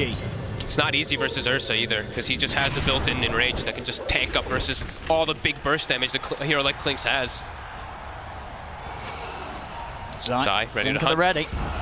He's thinking about it. Oh, Thompson's going to be found. It's quick with a bushwhack. Jump forward from Matthews. Finds Notail. Shackles in. Thompson to fall. And that's the mid hoodwink who dies just like a support. All of Secret in the area again. Puppey with the wraparound as well. OG, they're playing around this tower. Can they actually get something going here? They got to be careful. They're sort of looking to try and fight this, but it's going to be so hard. Notail, Shackle, jumps him on by Matu. He's going to move over towards Seb. Seb gets the Wukong's command on. He's caught the two of them. Seb goes down. Sumail falls as well. Saxa surrounded by Secret. And everybody dead on OG. 19-2 here. We're just 17 minutes in, but Secret, they're completely running away with this game. And there's just not much of anything that OG can do. Even around their tier 2, they lose everybody like one by one. They lose the Hoodwink, then they lose the Monkey King, then they lose it's too much for them. Secret with all these blink daggers after such a lead. It's 19-2. Oh, and look at Thompson again. Thompson, he's on the run, and we'll live this time, but only just.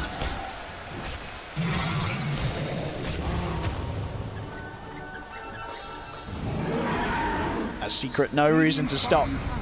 They can keep running at them. They are so far ahead right now.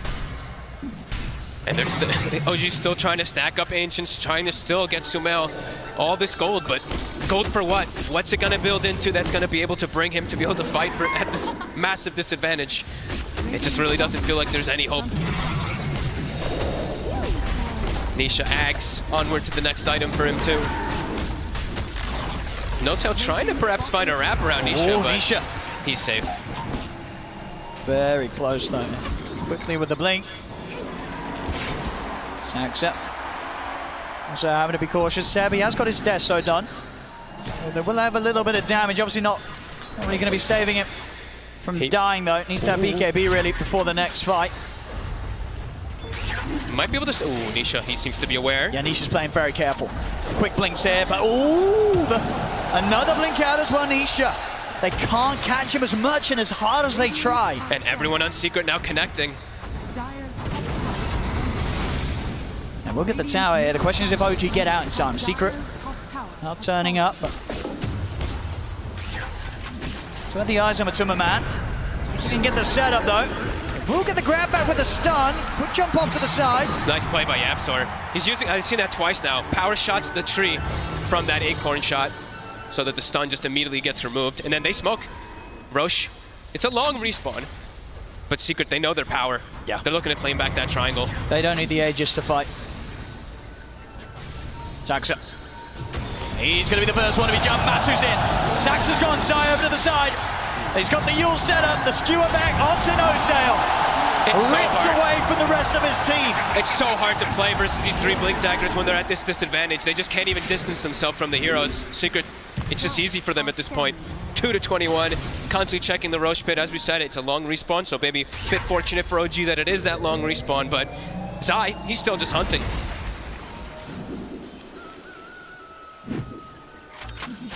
OG trapped behind their tier 2s.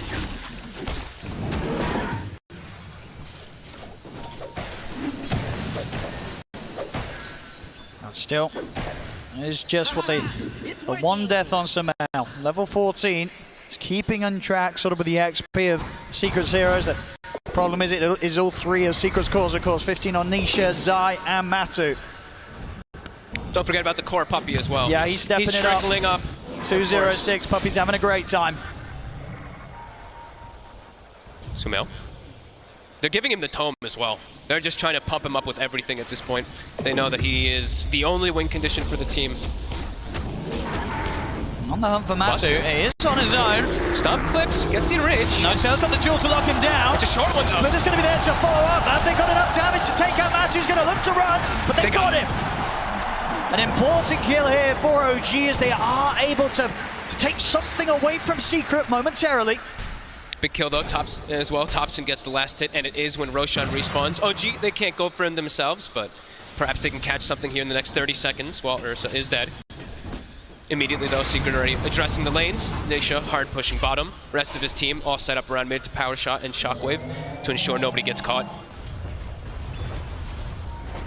And we do have 20-minute timings coming in, so that is also something we do have to factor in when there is always a Legion Commander support. This is his timing. You get that shard, you're able to get these big press the attack buffs onto your cores. But still a massive uphill battle for OG. A long way to go to try and climb back against how much of a hold Secret's had on this game so far. Top lane. Zai, he's got his eyes on Seb.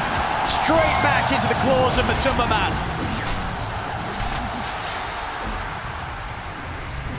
Mid lane. OG trying to have a bit of a poke onto Puppey, but Puppey... He's tanky. Just out of range of the barrage there. Sumail, not quite able to clip him. And into Roche after that kill. Monkey King, probably the most important hero for that Roshan. Even though they have ET, he's a bit under-leveled. The Monkey King is everything, and they're going to smoke too. Yeah, they are. RP at the ready. They're going to look to... And Seb's going to be forced to buy, so that will make Secret hesitate a little bit here about full committing. They really don't want to let Secret get away with another rush. But it's still so hard for them to take a team fight. Zai. Oh, he misses the skewer. Though. Skewer whiffed, RP down. A little bit of fortune going the way of OG.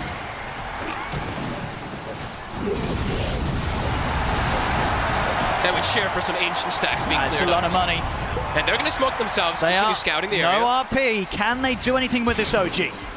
Walking into the pit themselves, but they really want to try and get a kill before they go for it. Their lineup doesn't do the rush nearly as fast. It's risky. Yeah. I mean, they're going to attempt it. Though. Let's see. That Deso on 70 could be the difference maker, but no, they're not going to get the chance to. It's too scary. Oh, and the push. Sumail is trying to get out with the shackle. They've got the center one of the two of them. YapzOr finds the angle.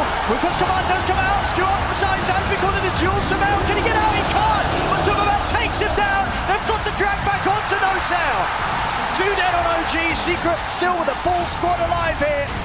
As OG, Saxa, Thompson so low. Saxa dying outside of the pit as well. Thompson on the Robert side. Blinks in. Shockwave finishes him off. They have full vision there for a second because Nisha blinks into high ground and just rockets and rockets and rockets. 3,600 damage from the Tinker. They tried to go for a bold attempt of even walking into the pit there, but Secret's just at the ready. Even without RP, they're way stronger. Absolutely. 26, and now Roche easily secured. It's all theirs. It's continued early time. He's just 24 minutes in. Secret getting so huge right now. Matu. Already a Scotty finished up on him. Our Tinker here for Nisha has a Blink and a Shiva's. It's just getting more and more difficult, it feels. Oh, he's going to feel the wrath of Zai here. Zai, another catch for Zai's Magnus. And a dieback. 70 seconds, no Seb. Oh boy, I'm going to struggle to hold here. See how good, how good is the high ground for OG? How easily can they push back Secret? They can push in pretty easy here. Without that Monkey King, not the greatest spam coming out from the side of OG. They've got the ET, so he's always pretty decent to get that stomp stuff. But with the triple blinks, Samael, they have to be careful. This is a huge risk from Samael. It will be saved for by No-Tail, but No-Tail, he's going to lose his life for it. Gets up some damage with the barrage, takes out the agent, but Samael dies on the high ground. They have the vision, they see him up there. Samael's out for 50, no buyback available on him. As OG, they sort of just throw bodies at Secret in an attempt to stop the push. It's not going to work. 4 heroes dying, in fact. No-Tail having to buy back. Secret, they're not going anywhere. Nisha, he's in. Thompson, he's been found, but No-Tail trying to save him here with the press the attack, but they've got the catch. Thompson's gone. There's just way too much damage and way too much of a lead. 20k gold lead. Nice overwhelming odds will slow them down a bit, but here comes Nisha to bottle up his teammates, to barrier them up as well with the defense matrix. We're seeing the jump. The Gale Secret, Force. they're ready to dive in. Saxa caught in the claws of Matumaman. Sem also to fall. Buyback comes out straight away from Thompson and Saxa. They'll get the control onto Matumaman. Do they have the first No-Tail? Trying to die. In with the RP. Stops Thompson and No-Tail before they can get in on top of Matu. And Matu's away. Nisha's out, and they're ready to return back in. Nisha, back of Black just get caught up on the duel. Samael has got the damage. He's taken out Puppy. Now with Nisha for the shackle shot. Yapsaw again. Beautiful angle, locks the two of them down. Everybody's dead on OG. It's 4-37. Just 26 minutes in. How many shackle shots have we seen like that? Like, Nisha this time was dropping pretty low finally, but another shackle shot comes in, and yeah, Secret all just covering each other perfectly this game. They really are. They're looking completely unstoppable here. This is the sort of performance so far from Secret that you know that Puppy's always been hunting for here to pull off flawlessly at TI. And here, game 2 of this upper bracket series against OG. It's looking pretty darn good. Seb caught out yet again. 26k onto the next one. OG just still sticking in it, even though the game is very much so over at this point. It's probably hitting the 100% on the win probability, I would imagine. We are at it. We've been there for a few minutes indeed. It's only 27 minutes in, and we have 27,000 gold lead. That's insane.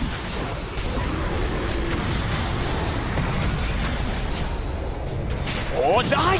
Another one. Oh, no, and the Gale Force but it doesn't matter. The burst taking out Saxa. There we have the second set of wreck. There's still a tier 2 up top. So the game may go on a little longer. But what can OG do? I don't know if there really is anything to be done here. No-Tail, another shackle. He's been caught. Sam tries to jump in, immediately taken out by Matu. They can't even get back to the fountain. GG is called. Secret looking utterly terrifying in this game 2. As with that, they secure themselves the series 2-0 against OG. They will be moving up in the upper bracket, and OG, they'll have to climb through the lower.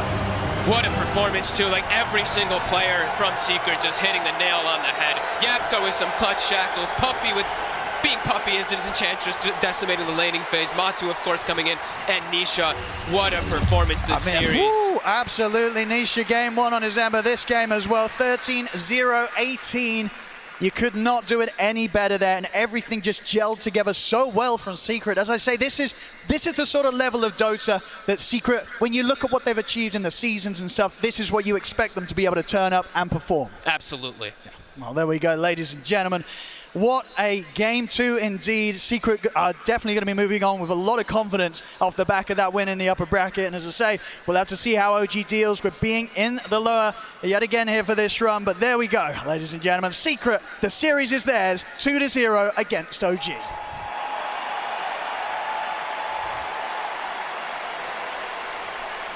Thank you very much, OD, Pixel, and Fogged. Team Secret Twitter said 219 Lamau, and then it ended up with 542. OG going 0-2 and headed down to the lower bracket for the first time in 3 years of TI. Gentlemen, what happened here?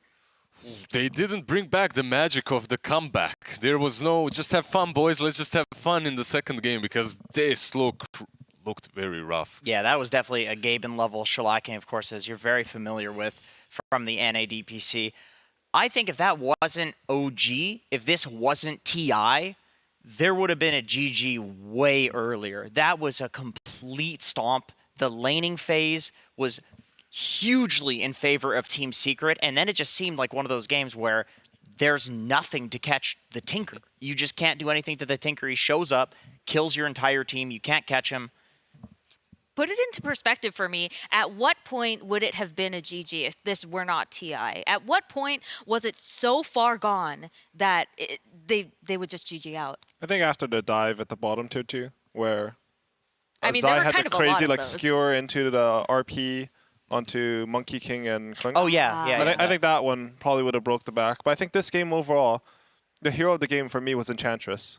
I think this hero, like the story of this tournament so far for me is that it's very hard to snowball lanes into winning the game. But I think this is the one hero that breaks the rules. When you have Enchantress play like Puppey, he identifies perfectly what to do in the game, and he goes for the correct skill build, given that he has a lot of damage on his heroes. He went for a 1-4-4 build, which allowed him to sort of frontline, so all his other heroes who had long-range poke could keep poking OG and then getting ready to commit at the correct time that they wanted to. Meanwhile, speaking of frontline, on one side you have Enchantress, you have supports, everyone wants to go, everyone wants to make plays. On the other, you have Clinks and Hoodwink for your position 1 and 2. These heroes, they want to be as far away from the fight as possible, at the start at least. And they're doing the same thing. They're building into this Maelstrom that kind of brings up damage, but not necessarily. They still want to continue fighting with it. Seb, he was left alone on an island, and he had to make stuff happen. He had to be the frontliner. He had to protect absolutely everyone on his side. And sadly, it didn't look that great. He ended up the game with one kill and 10 deaths, something like that. I feel like it's a really hard job to do for Monkey King. It is for Monkey King, unless you're winning. Yeah, unless you're winning. Out of time Monkey King supports, like you're right. They don't want a front line. They don't want a tank. They want to sit back, get their spells off, and no one from OG, once they start getting behind, could really deal with Secret's pressure. That's one of those things though that only is an issue if you're losing. Like if this went totally the other way, we wouldn't be sitting here looking at OG's draft and being like, oh, they lacked initiation, because the Monkey King would be able to do that. Even maybe like the Elder Titan would be able to do that. And so it is just one of those things where you fall behind and you can't do anything. And then on the other side, I really liked Zai's build on Magnus. He just went Blink into Yules into the Aghanim Shard.